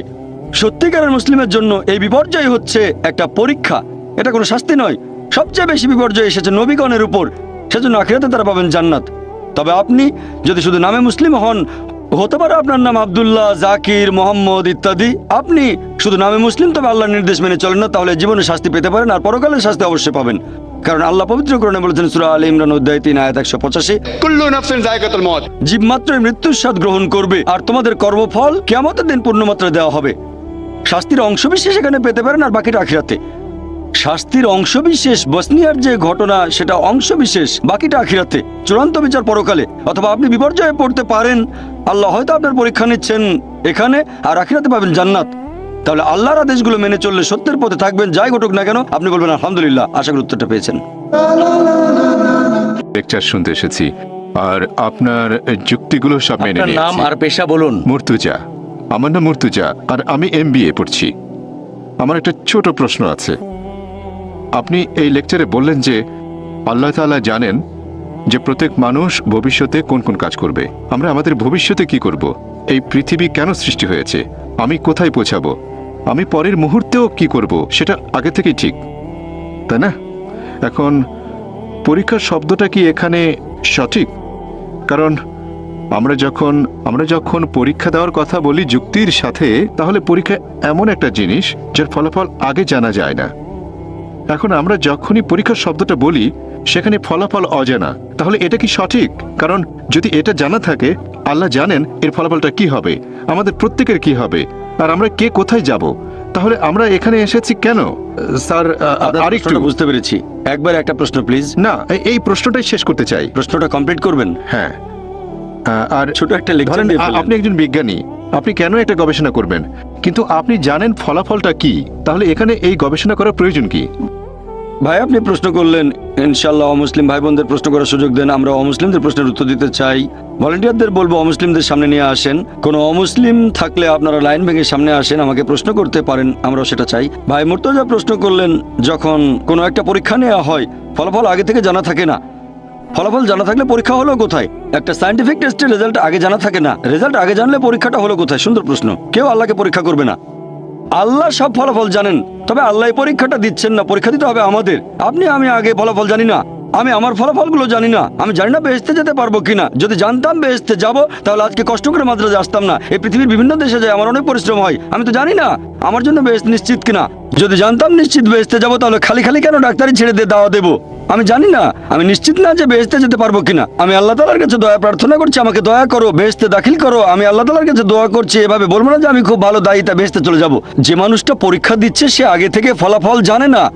আপনি জানেন না বেহেশতে যাবেন না দোজখে, আমিও জানি না, তবে আল্লাহ জানেন। আমি আমার লেকচারে একটা উদাহরণ দিয়েছিলাম। একজন টিচার যখন পরীক্ষা নিচ্ছেন, অনেক সময় টিচার ফলাফলটা অনুমান করতে পারেন। টিচার জানেন এই ছাত্র পরীক্ষায় ফার্স্ট হবে, তারপরে এই ফেল করতে পারে। তাহলে কি বলবেন যে আমি পরীক্ষা দিতে যাব না? পরীক্ষা দেবেন আপনি, টিচার পরীক্ষা দেবেন না। এখন বিজ্ঞানী যখন কিছু গবেষণা করেন, সেই বিজ্ঞানী আগে থেকে ফলাফলটা জানেন না, সেজন্য তিনি গবেষণা করেন। আল্লাহ সুবহানাহু ওয়া তাআলা কোনো বিজ্ঞানী নন, আমাদের নিয়ে গবেষণাও করছেন না, এটা ভুল ধারণা। আল্লাহ আমাদের নিয়ে এক্সপেরিমেন্ট করছেন না। আল্লাহ সুবহানাহু ওয়া তাআলা আমাদের স্রষ্টা, বিশ্বজগতের স্রষ্টা। তিনি দুনিয়াতে সৃষ্টি করেছেন আমাদেরকে, এই মানুষকে, যাদের রয়েছে স্বাধীন ইচ্ছা, তিনি জানেন। এখন তিনি আমাদের এই পৃথিবীতে জীবন দিয়েছেন, কারণ যদি তিনি এভাবে আমাদের পরীক্ষা না করেন, তাহলে শেষ বিচারের দিনে আপনি আল্লাহ তাআলাকে প্রশ্ন করবেন, আমাকে কেন দুজকে পাঠালেন? যদি আল্লাহ দুজকে পাঠান, এটা আল্লাহ জানেন, আমি জানি না, তাহলে এটা পরীক্ষা। আর আমি আমার লেকচারে বলেছি যে আল্লাহ সুবহানাহু ওয়া তাআলা সুবিচার করেন। এখানে আল্লাহ কোনো রকম পরীক্ষা দিচ্ছেন না, আমাদেরকে আল্লাহর কোনো প্রয়োজন নেই। আল্লাহ এমনিতেই সবচেয়ে মহান, আমরা এখানে পরীক্ষা দিচ্ছি, আর আমরা ফলাফলটা জানি না। যেহেতু ফলাফল জানি না, সেজন্য আমরা যথাসাধ্য চেষ্টা করছি, আর আমরা আল্লাহ তাআলার কাছে দোয়া করব, তিনি যেন আমাদের দয়া করেন, আমাদের ক্ষমা করেন, বেহেশতে দাখিল করেন। আমিন। এবারে পরের প্রশ্ন পুরুষদের মধ্য থেকে। আমার নাম শক্তিবেল, MIT-তে বিটেকের ছাত্র। স্যার, আপনি বললেন ঈশ্বর বলেছেন আমি সব পাপ ক্ষমা করব, কিন্তু আমার সাথে শরিক করাকে ক্ষমা করব না।